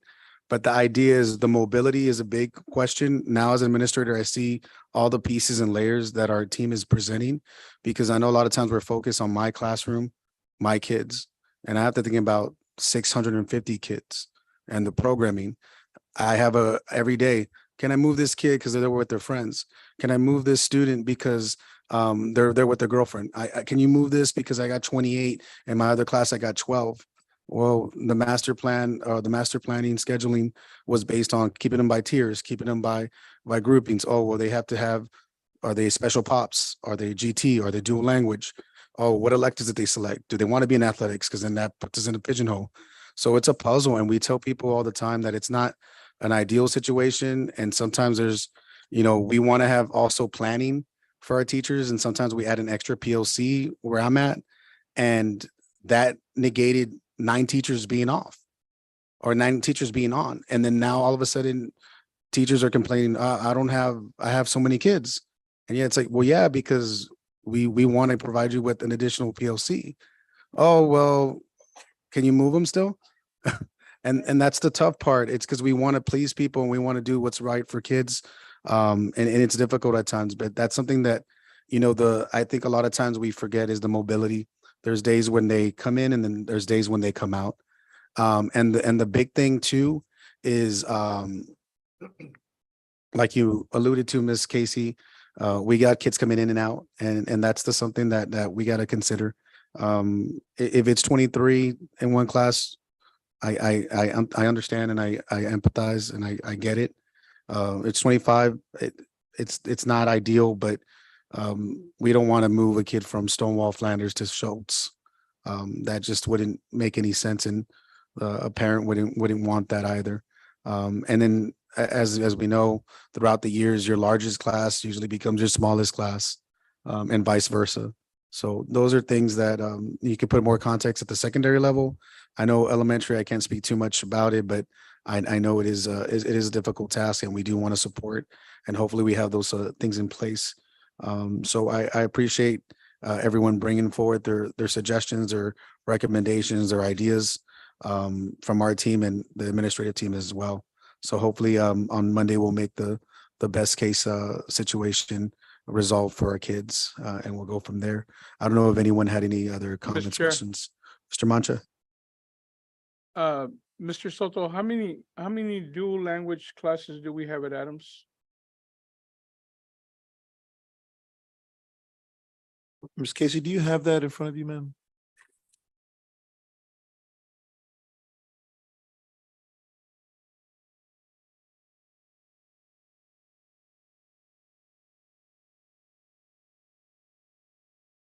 Is it more than one, ma'am?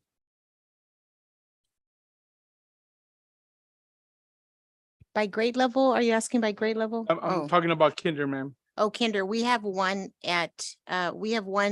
kinder dual language at Adams. Only one? Yes, we have one. How many frequent Spanish speakers do we have in the classroom? That I would have to look at.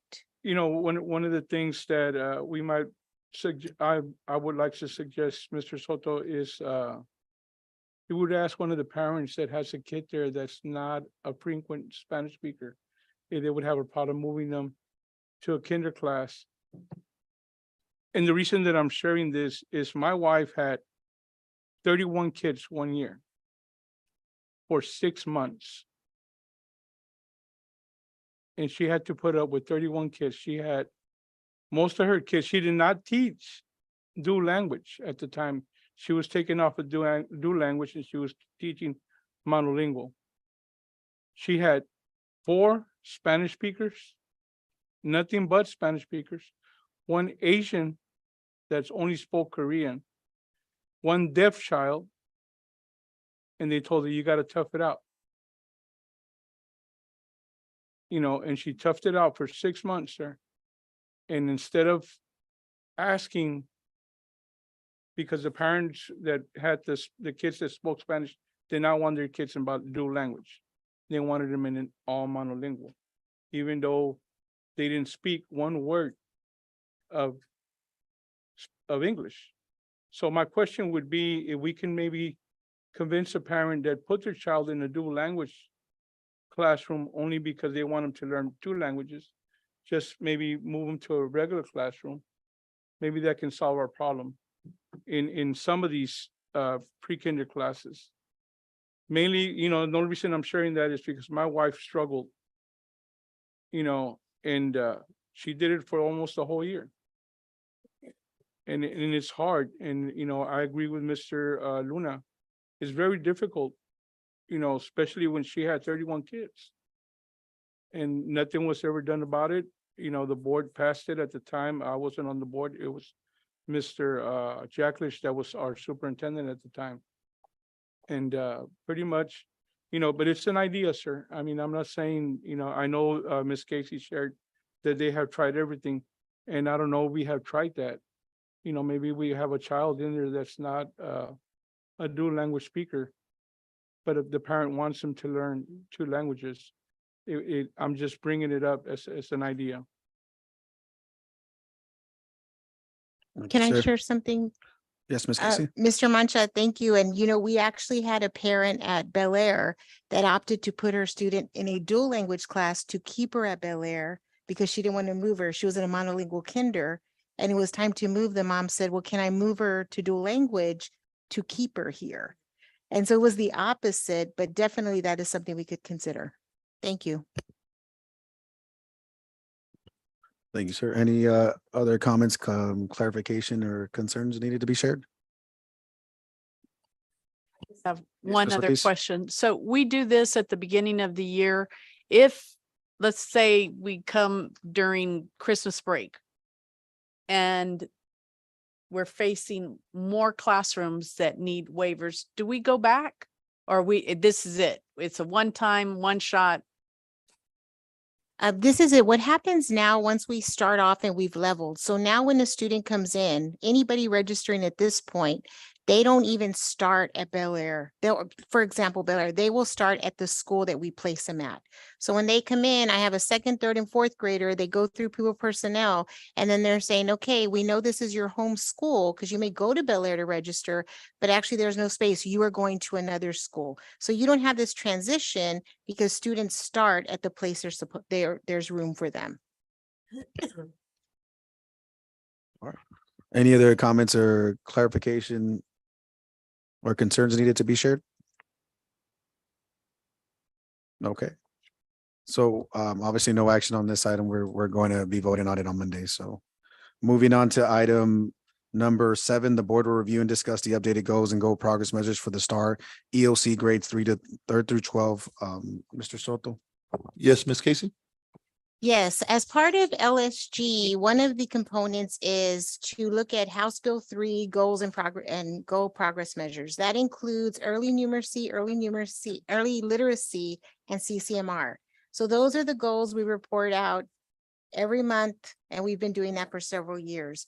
We are no longer LSG, but we are still reporting student outcomes. So if you look at the page behind, what we've done now is added goals. So we've kept our CCMR goals, we kept our early numeracy and early literacy goals, but now we've added our 3rd through 8th ELAR, math, science, and social studies.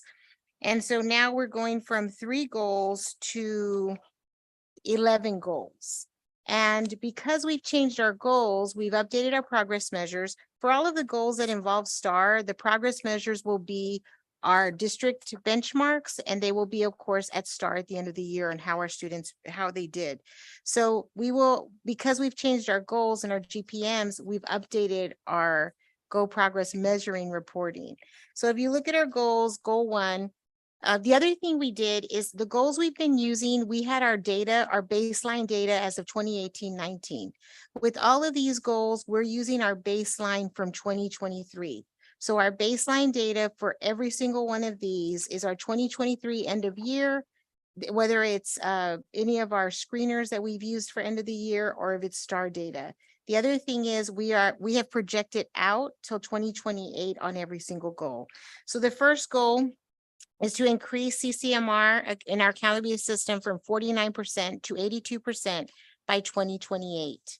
That, if you looked at our old goal, was higher at this point. However, 49% is our projected goal for 2023. So now from that being our baseline, we have gone out to 82. The other thing we did is we looked at what the state has said our accountability should be at to whether it's a DCBA campus or district, and that's kind of how we're projecting our points. We will continue to report out on the IBCs for CTE, on our dual credit classes, and of course our TSI. There are a few GPMs that we did remove, including our exit criteria, which was met last year, and one that is concentrators and completers. So that we don't have, but we will report that as part of our reporting. For our second goal, we're looking at meets the meet standard for reading, and that would increase from 27 to 52 by 2028. That also is our baseline 27%. So this year we had 27% of our third graders at a meets grade level. And of course, we want them at meets or masters. We've kept all of the remaining GPMs for pre-K, first, second, and pre-K again for their end of year, middle of the year, beginning of year. But we will be reporting less often on those because now we have more goals to report on. Goal 3, we're looking at meets in math for third grade. And that's going from 23% to 48% in meets. And that also is based on this year's data. We kept the GPMs for end of year for Amplify, and then of course for our pre-K data. And these are new. So for third through fifth math, we're looking at going from 32% to 45% in meets. And again, what we did is we looked at, and this will be actually presented to you at the board meeting on Monday by our coordinators. We looked at what does the state say we need to have to get a B, a C, a D. So in this area, we're performing, I believe, at an F or a D. And the goal is by the end of 2028, we're at least at a B or a C. So we're improving every year. And that is basically, we're looking at how do we improve to get that standard. Our accountability system, I know there was a report out and it's being sent in HH as well. That is being looked at, but we don't project them to change what the cutoff points will be for meets in particular. Goal 5, we're looking at reading language arts for third through fifth. And that's also going from 35.7 to 47.2. Mr. Chair. Ms. Casey, if I may, Yes. Scotty has a question. Question. real Yes, ma'am. quick. How are we going, when are we going to be getting the accountability? Only because I saw something in the news Yeah. stating that it being temporary on hold through Mhm. TEA because of a lawsuit. So when will we be acquiring those scores? We were Yes, thank you. projected to get them September 26th, which was, I think, next week or the following. Now they've said approximately 1 month delay. So we don't have a date set yet, but approximately 1 month. I think what they're telling us November. I think that's what kind of Region 20 has guided to the superintendents that we're looking at November now. And it is a good thing because they're re-looking at how they measured growth. I know when we had Mo Casey present, and schools across the state were going to have really lower scores because of that. And I guess the state is looking at that now. So we don't have a date, but we're looking at end of October, maybe early November. Thank you. Goal 5. Oh, I'm sorry. I think we're goal 6 is 6th through 8th ELAR scores from 35 to 36%. 35 to 45 in 2028, and then 36 to 46 in 2028. And this is looking at the band of 6th through 8th. So in goal 7, we're looking at EOC scores, which is actually our 9th grade and our 10th grade. And that's going from 35.2% to 44.7%. So our baseline is 35% right now. And again, we will be reporting out for our district benchmarks and at the end of the year how we did. That's when we'll be hearing from them. In goal 8, I do have a typo that I will fix by Monday. We are looking at for 6th through 8th going from 30.1% to 47.1%, and algebra going from 34.7 to 51.7%. So one of the things with ELAR and math is that we are looking at gaining ground in those. We lost ground during COVID. We saw our scores go down. So we're having to be a little more ambitious with our goals because we're having students really try to show growth and make up. When in our next 3 goals, we have our biology and US history. And I have that twice. We have our biology and US history. Those areas we didn't take as much as a hit on as far as COVID goes. So you're going to see smaller goals, I guess less increases, only because we saw that that's where we didn't see as much regression from our students. So 5th through 8th in biology, looking at increasing them from 24 to 42 in 5th, 8th grade from 36 to 47%, biology from 47 to 53%. And then in US history, we'll increase from 29 to 40%. And then that's 8th grade, and US history 55 to 65%. And 11 is a repeat. I'll make that edit. Because we're changing this, we're also changing our reporting time. So if you look at the next item, sir, if you don't mind me going ahead, it's our monitoring calendar. And so we will monitor. There are a couple of updates to that. One is when we will report out. I know that somebody spoke today and said, we have a lot of testing going on and we feel that beginning of year, middle of year, end of year, we do have quite a bit of testing. That's when we get our baseline data. That's how we see how students are doing in the middle of the year. And then of course, at the end of the year. That directly coincides with our reporting calendar. They're testing right now. It's August and September, and we're going to have that reporting out in November to you. So that's kind of how that works. Then and so we'll have once we have our college data, our dual credit kids in classes, we'll report that in December, and in January. You'll see that at the end, April and May is when we'll have our end of course and all of our STAR reporting out, because by that point we will have more data on how we're doing in our progress towards STAR. So this is kind of what our new calendar will look like. It won't sound like the same thing we're reporting every single month. And the other thing we've done is combine reporting categories. So it won't necessarily be one thing being reported. We'll be reporting out on several items each month. They might be a little longer, but it is a way for us to report out on every GPM that we've listed in all of our goals.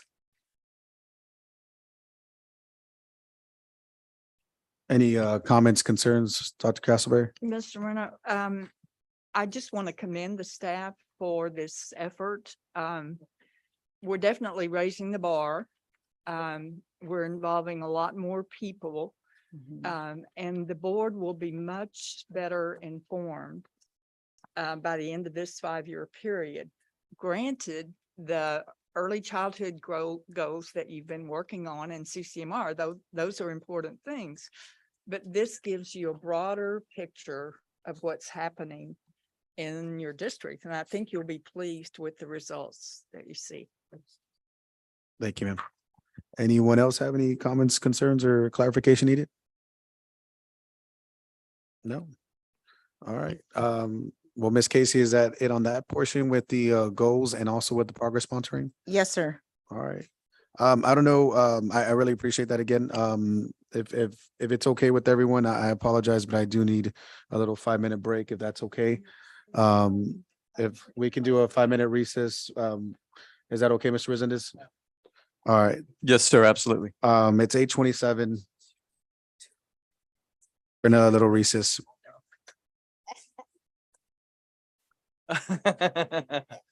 Sure.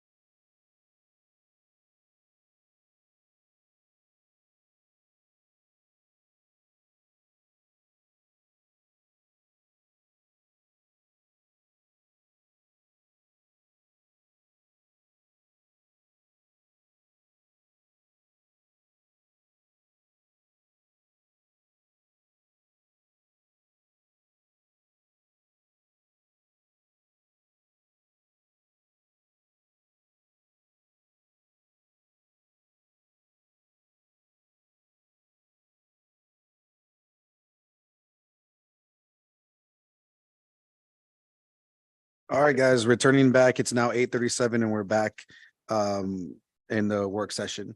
Mr. Soto was item 8, or no, excuse me, item 9, the board will review and discuss the budget amendments to the general fund and the general fund sub-fund of the child nutrition program, the donation funds for the 2023-2024 fiscal year in various amount. Yes, Mr. Chair, at this time, Mr. Hernandez will present the information. Thank you, Mr. Soto. Mr. Chair, members of the board, on page 93 of your board book, I'll briefly go over the budget amendments, beginning with the first one on Fund 199 on the general fund. Basically, it's a budget reconciliation. When we start the budget process, we had 4 repurposed schools, and then we have our salaries and wages. In regards to that, we make estimates as to what we call the functions, the various function levels that will be affected. After we've gone through all the changes that have occurred, then we come up with the actual amounts that should be in each of those functions. So one of the requirements under by TEA is that when you move monies between what they call functions, and you can basically see that on your budget amendment schedule on page 94.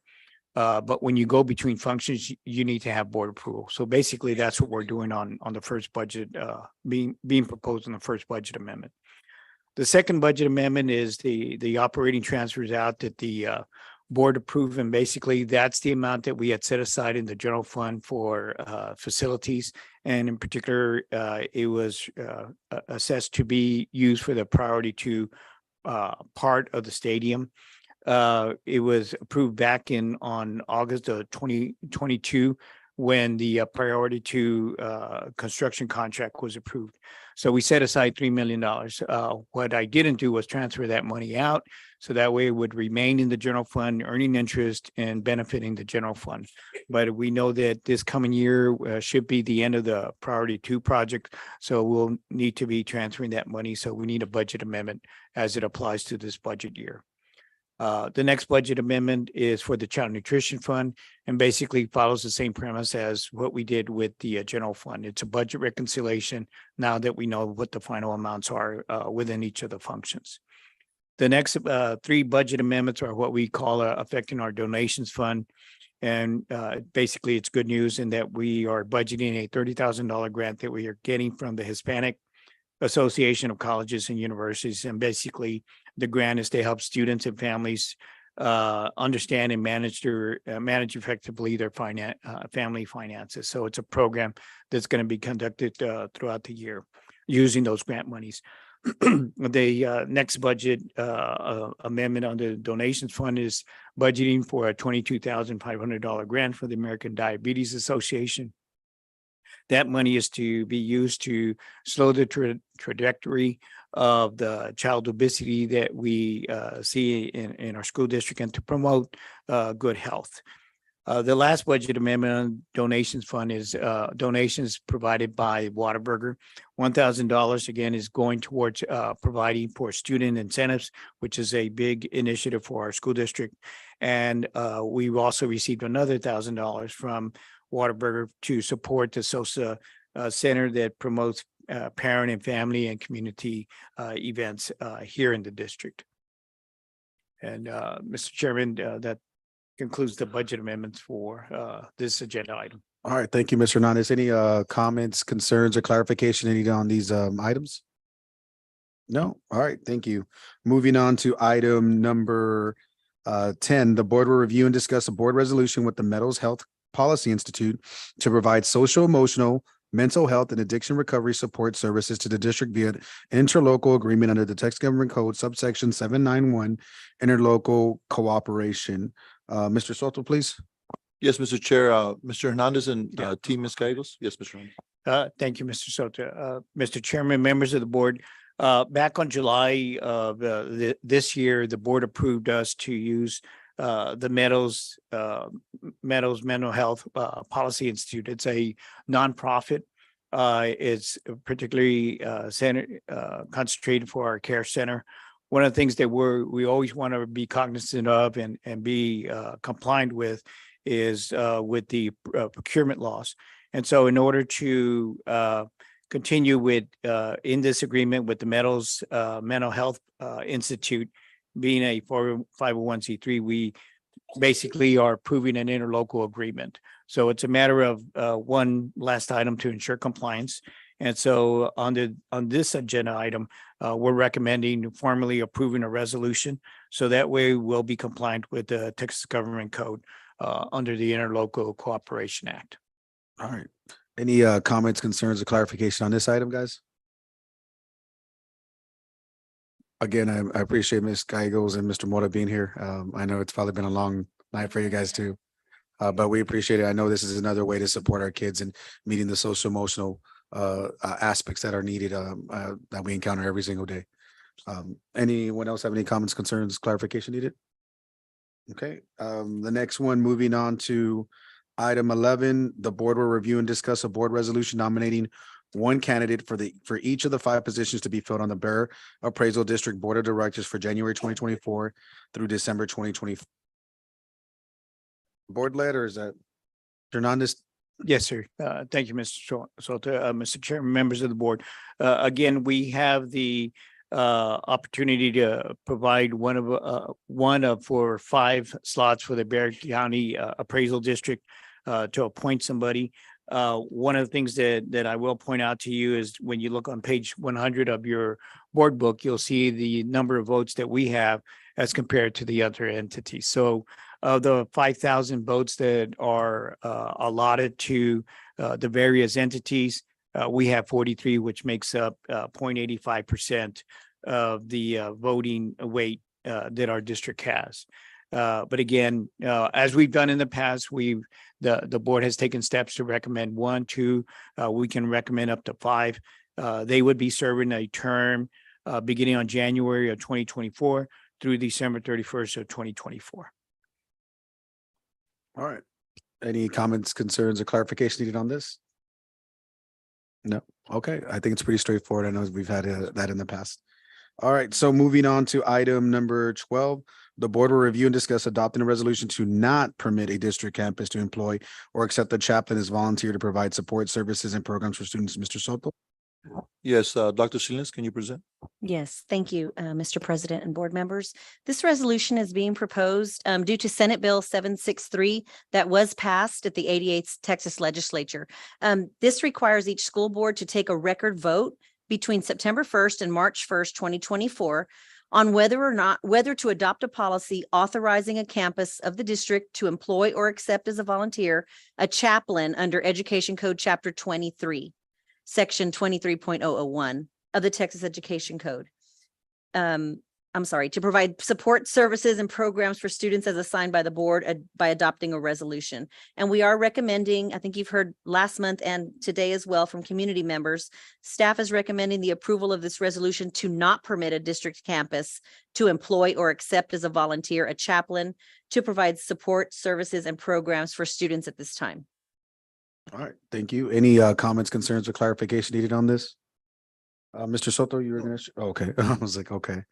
Well, again, thank you for providing that, and I know we're gonna meet our needs. Oh, go ahead, Ms. Reese. Mr. Chair, I have a question. Why are we voting not to, why are they asking for us not to? Is there any reason behind Sure. not voting for it? Mr. Soto, could you add a little clarification on the reasoning behind it or the rationale? Yes, Dr. Salinas? Yes, so some places, well, counselors are hard to find, and so some districts are choosing to go with a chaplain or can choose to go with a chaplain to basically service our students.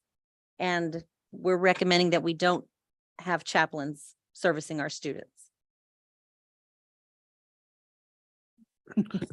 Just another reasoning. I mean, we do have communities in schools and we do have other groups, other social workers that are able to provide those resources. And I think it just muddies the water if we go that route. That's possibly the rationale. Ms. Ortiz, were you going to share something? I'm sorry. Just a clarification, these chaplains would be in lieu of counselors, and that's what we're voting against. We want to keep our school counselors at the schools versus replacing our counselors. That's what this resolution is saying. We do not want to replace our counselors with chaplains. You're right. We do not want to allow volunteers as chaplains to provide support services and programs to our students. Not to mention, we have a lot of students with a lot of different religions and beliefs. All right, thank you for clarifying that, and thank you to the team for providing that insight as well. Any other comments, concerns, or clarification needed on this item? Okay, so moving on to item 13, the board will review and discuss the approval of expenditures for employee immigration, legal services, and expenses associated with H-1B visas for certified bilingual teachers. Mr. Soto?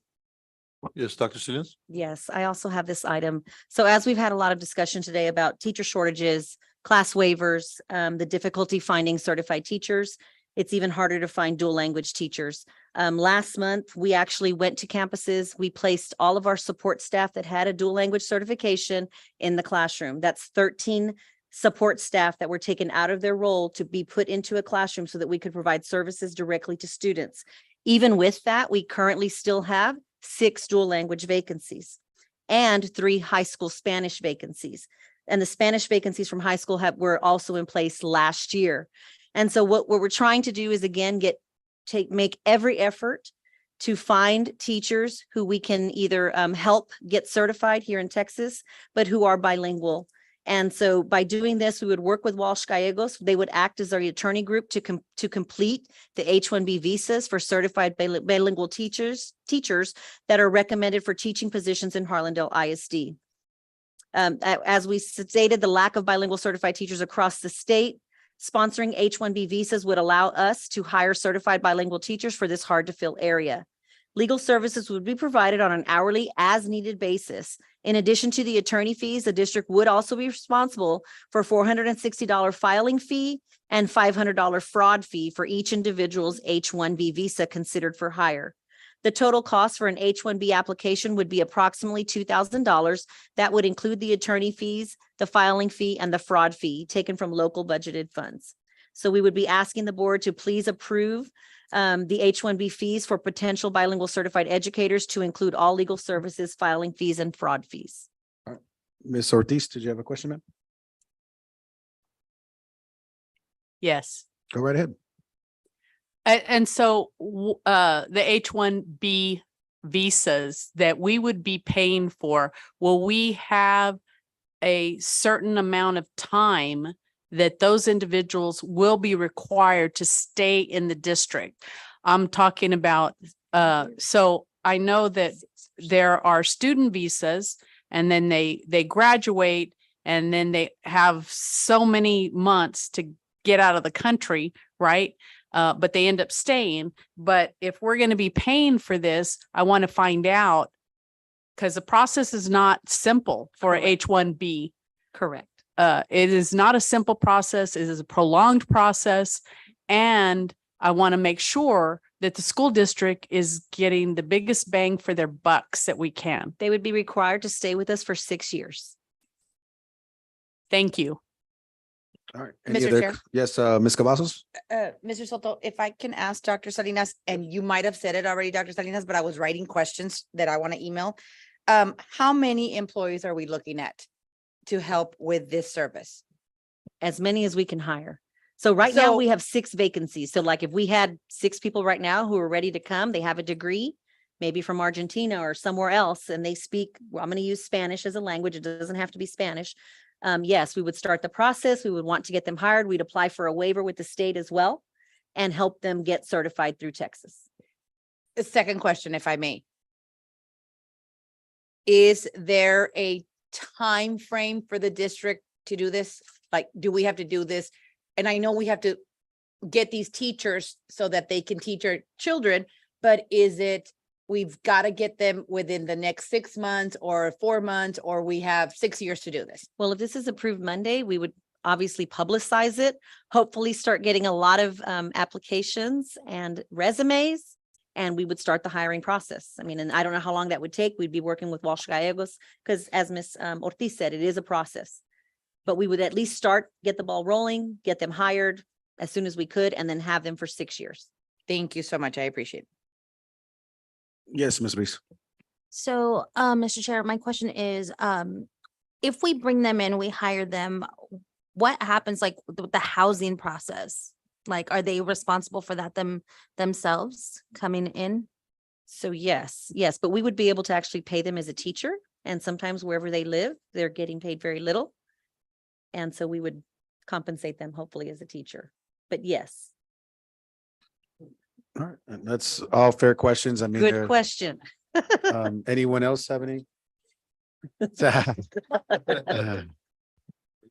Yeah.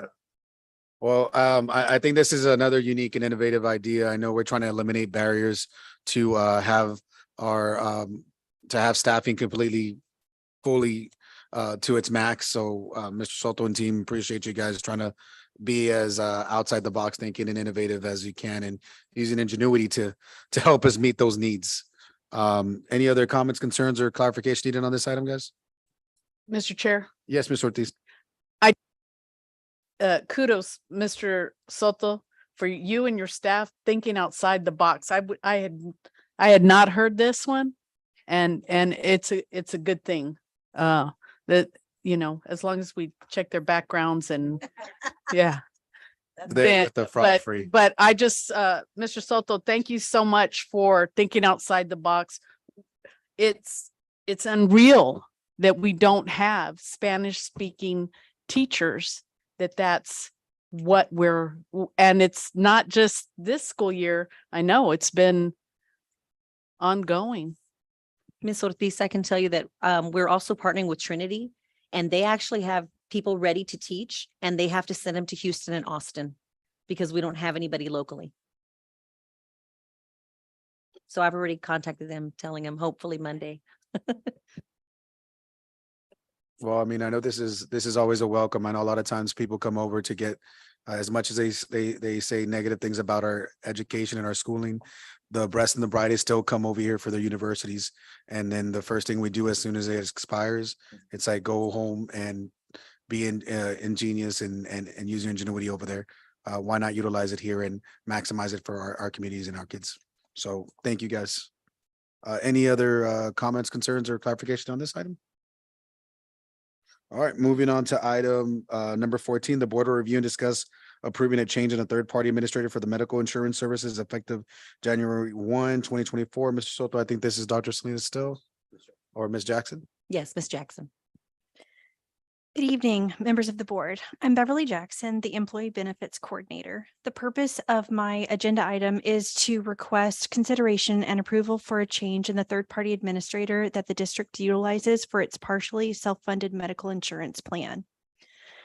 The reason for this proposal is primarily due to the member experience that the current third-party administrator has failed to produce. An overwhelming theme that has derived directly from the insurance surveys that were sent out and the one-on-one member conversations that have taken place indicate that the concierge service that was promised has not been realized.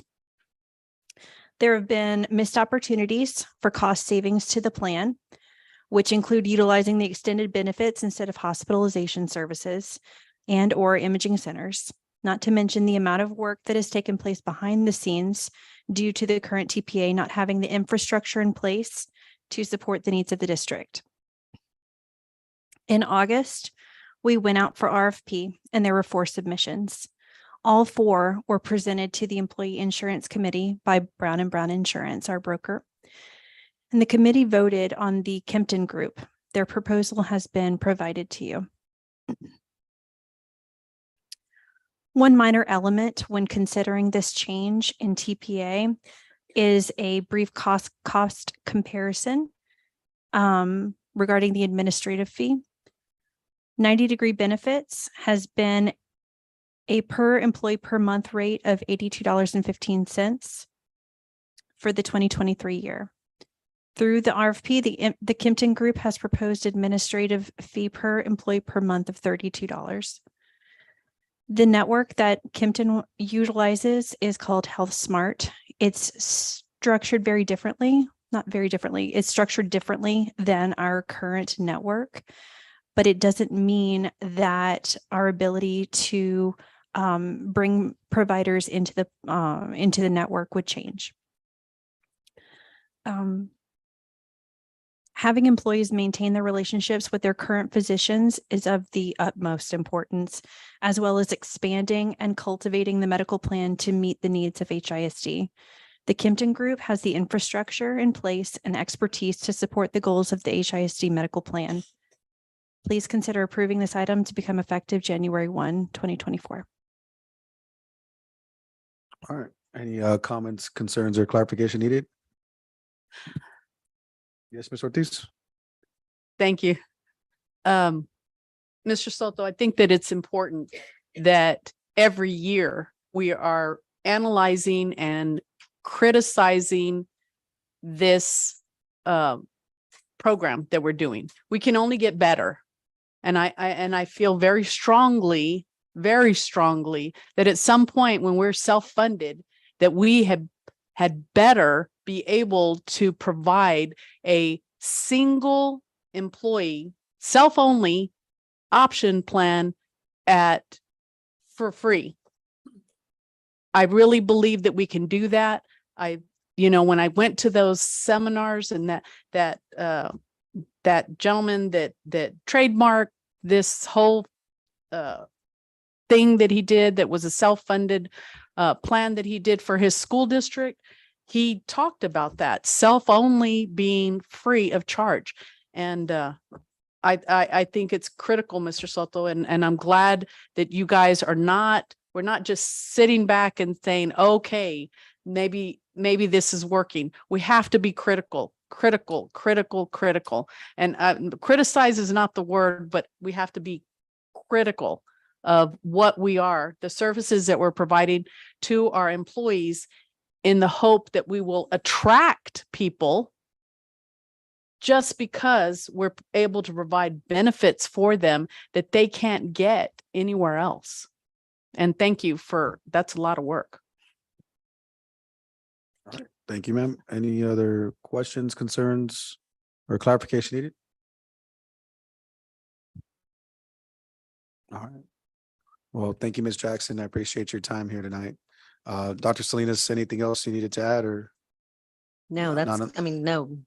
Been doing a great job and we've been meeting regularly with the committee, insurance committee. All right, great. Thank you.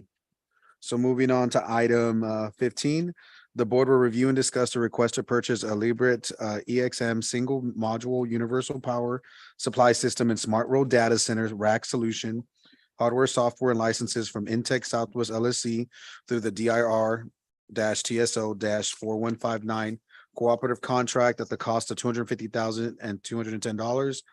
Funding is partially from the bond 2022 Proposition A and the balance of the school safety standards formula grant. Mr. Soto. Yes, Ms. Martinez will present. Yes, good evening, Mr. President, members of the board, Superintendent Soto. The district's network operating center serves to provide continuous and reliable access to applications and data. The services managed, maintained, and distributed benefit every school and every department. As part of the Rayburn facility renovation, our goal is to implement a solution that is secure, efficient, reliable, and provides us with remote monitoring and management controls. After research and careful consideration, our recommendation is the Liberty XM UPS system and the Smart Road DCX, which provides a complete data center in a self-contained row. We require 5 racks, which will be equipped with data center grade thermal management, UPS, power management, monitoring and control technologies, and cable management, all in an enclosed room neutral system. After working with Mr. Hernandez and Mr. Ben Mora, a change was made to the recommended cooperative. The agenda and transmittal read DIR-TSO 4159. However, staff recommends that we purchase the Liberty XM UPS system and Smart Road DCX system from Intech Southwest through the Region 20 bid 20022 cooperative contract at the same cost, $250,210. We believe Region 20 will provide the best value to the district. Thus, at the regular board meeting on Monday, the change will be reflected on the agenda in the transmittal. Funding is partially from Bond 2022 Proposition A and the balance from the school safety standards formula grant. All right. Any comments, concerns, or clarification needed? Yeah, Mr. Chair. Yes, Ms. Cavazos. Mr. Soto, if I can ask Ms. Martinez. So the amount is the same. What's the difference between you're going with the Region 21 and not, if the amount is the same? I'm just curious. So our original plan was to go with Region 20, and that was the first transmittal that I'd submitted. But when we did some follow-up, we found out that the contract with them expired on August 31st of 2023. So we changed it to DIR. But then they renewed, so we want to change it back. And so the cost is the same, but we get added benefits from Region 20. We have a better relationship with them. A longstanding relationship. Correct. Yes. Thank you so much. Thank you for clarifying that. Anyone else have any comments, concerns, or clarification needed? Well, thank you, Ms. Martinez. The next item is also yours. Yes, sir. The board will review and discuss the request to order 4,000 HP Chromebooks utilizing the FCC's Emergency Connectivity Fund Program, ECF-Window 1. Devices will be distributed to students in grades 2nd through 12th as a part of the district's one-to-one student-to-device initiative. The total benefit to the district is 1.1 million and $960,000 as paid directly to Intech Southwest from the ECF. Mr. Soto to Ms. Martinez. Yes, the FCC's, or the Federal Communications Commission's Emergency Connectivity Fund is a $7 billion program that was established to help schools provide the tools their communities needed for remote learning during the COVID-19 emergency period. One of its main goals was to provide relief to millions of students by closing the homework gap for students who lack the necessary internet access or the device to connect. The application for this order of Chromebooks has been approved by the ECF, thus ensuring that each student has a device for on-site and remote instruction. Providing each student with a device will ensure that they're getting the most out of the school day by having unlimited access to their individually assigned device. Additionally, we eliminate the concern about students sinking into passive learning. The estimated cost for the 4,000 Chromebooks needed to support this initiative is $1,196,000. Full funding for the purchase of these Chromebooks will be paid directly to Intech Southwest as approved by the FCC's Emergency Connectivity Fund Board. So the total benefit to the district is $1,196,000, but at zero cost.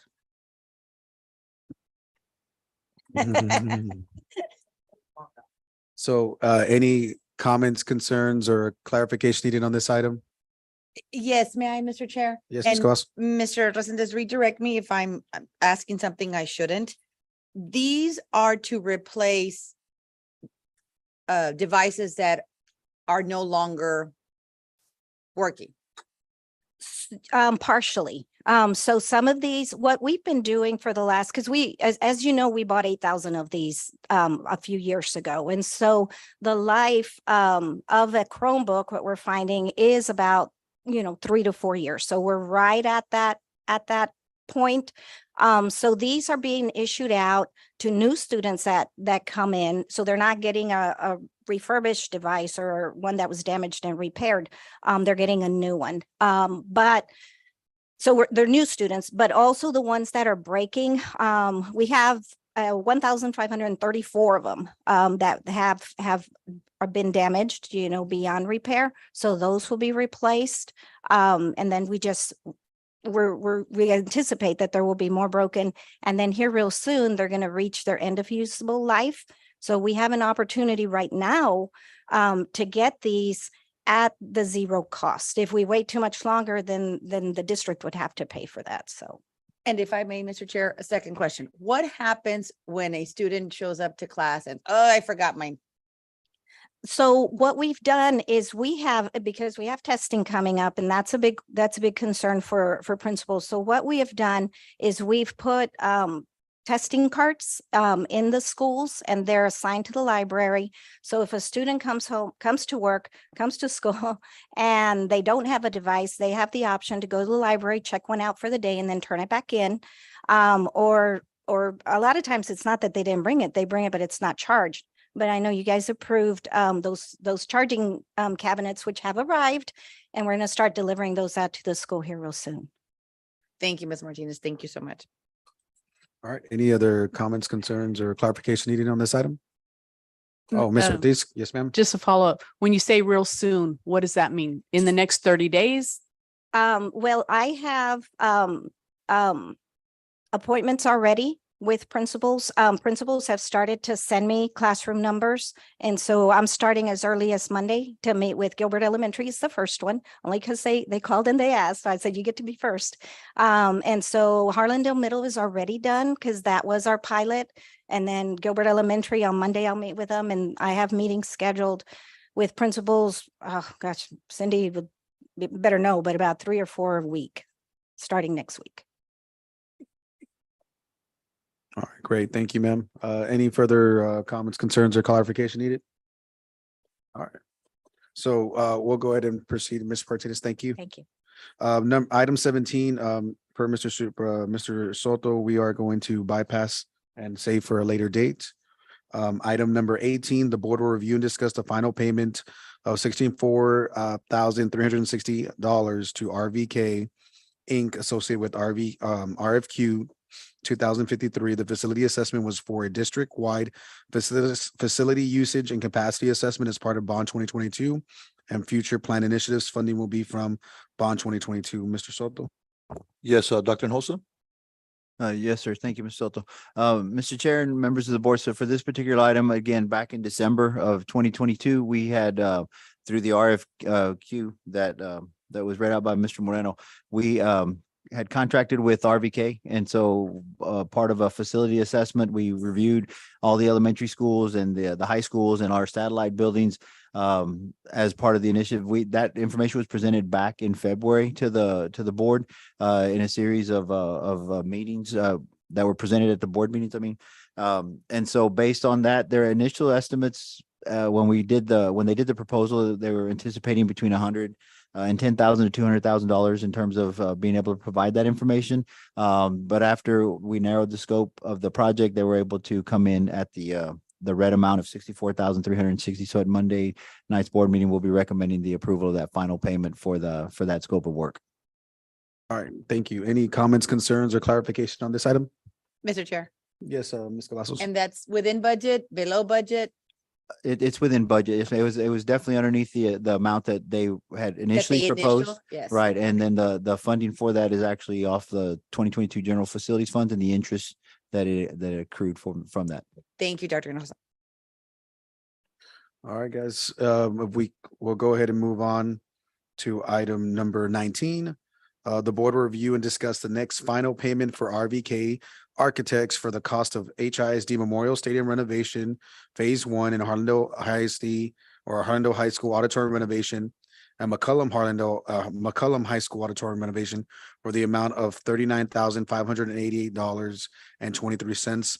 Funding will be from the combination of maintenance tax notes, construction sources, and the settlement fund. Mr. Soto to Dr. Hinojosa. Yes, sir. Thank you. And again, on this particular item, it does pertain to RVK Architects. So I guess back in October of 2020, that's when RVK was approved to be the architects to oversee that first part of the renovations to the stadium, which were the parking lots, and also to the renovations of both high school auditoriums. And so the original budget amount for that was $13,970,000, and the overall budget of those projects, the expenditures for the project, it did come under budget with the savings of $65,700. And so that's just really tied into the savings that were from the construction. So the final payment, which the architect fee is always 6% of construction, they periodically will submit pay apps, but the final payment does have to be presented to the board for approval. And that final payment for the conclusion of the 2 auditorium renovations and also the parking lots would be a total of $39,588.23. And that would be the final payment that would close out those particular projects for RVK. All right, great. Any comments, concerns, or clarification needed on this item? Okay, moving on to item 20. The board will review and discuss the right of entry agreement between the city of San Antonio and HISD for Gilbert Elementary School located at 931 East South Cross Boulevard, San Antonio, Texas 78214.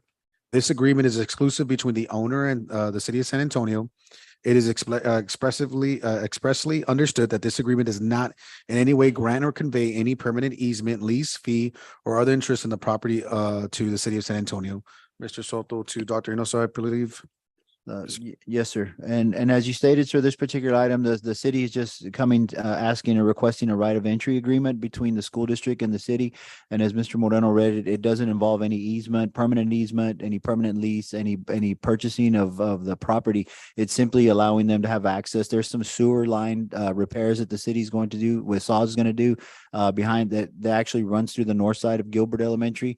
And since it runs along their property or in their property on the north side, this agreement is just basically allowing them the opportunity to have entry onto the property to be able to make the repairs. But again, it does not involve any easement or any loss or property on from our standpoint. We will coordinate that. They're anticipating, if approved, the project will begin in October, mid to late October. They really haven't had a estimated completion time yet, but we will coordinate with the campus to make sure that it doesn't interfere with instruction in any way. All right, thank you. Any comments, concerns, or clarification needed on this item? The only thing I would ask Dr. Hinojosa is that they do not construct another gas release station like next to STEM. Yes, ma'am. Duly noted. Appreciate that insight. We have Mr. Luna also. I had a question. Is that the area that's right behind, like the cafeteria? It is, so where the pickup is, the bus turnaround pickup, it's on the north end, closer towards 'Cause where. I bike through there and we could probably recommend the city also to do more maintenance in that area. Both with trash and with debris and with the trees. On that north, I guess it's the northeast corner I of guess when they're the done, campus. when they're done with their project. So we'll see what happens, because I know I'm behind my mom's lot, the city actually paid them $10 for having to take over the easement. And so they're responsible for the maintenance, but I guess we're not going that far. It's just the right. Right, it's just a right of entry, yes, sir. Just so Is they that could. something was similar happened on Morrow the other day? I saw them doing some renovations, construction, and they had equipment on our property. Right on the corner. That was, I believe the work they were doing, it's within the allowable distance from the sidewalk. To be able to do that. This is a little bit different because it's in the actual campus itself towards the back. Okay, thank you. Any other comments, concerns, or clarification needed on this item? Mr. Chair, Yes, Mr. Mancha. is there going to be any foul smell, being that it's going to be close to the campus? I can follow up with them on that. We didn't discuss that. We just discussed the right of entry, but I'll certainly Yeah. get that 'cause, information for you. That's a good point. We gotta be cautious of that, especially with the little kids. Yes, sir. Yes, sir. I'll definitely look into that and Thank report you. back. Thank you, gentlemen. Any other comments, concerns, or clarification needed on this item? No? Okay. Chair, Yes, ma'am. I move to adjourn. All right, Ms. Carrillo, thank you. Do we have a second to adjourn? Second. Mr. Chair, Second by Mr. Luna. Yes, Ms. I just want one Ortiz? clarification on item number 6 to make sure that it not be part of the consent, please. Thank you. We have a motion to adjourn. Do we have we had a second by Mr. Luna. Can we go ahead and call for the vote, please?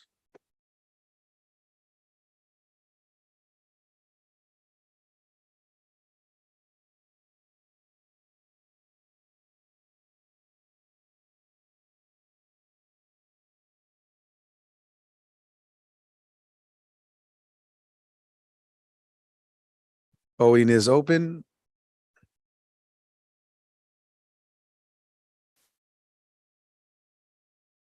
We got the last one, Mr. Mancha.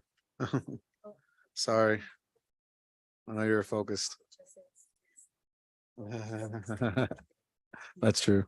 We can go to close it, sir. All right, motion carries. It is now 9:16 and we are now adjourned. Everyone.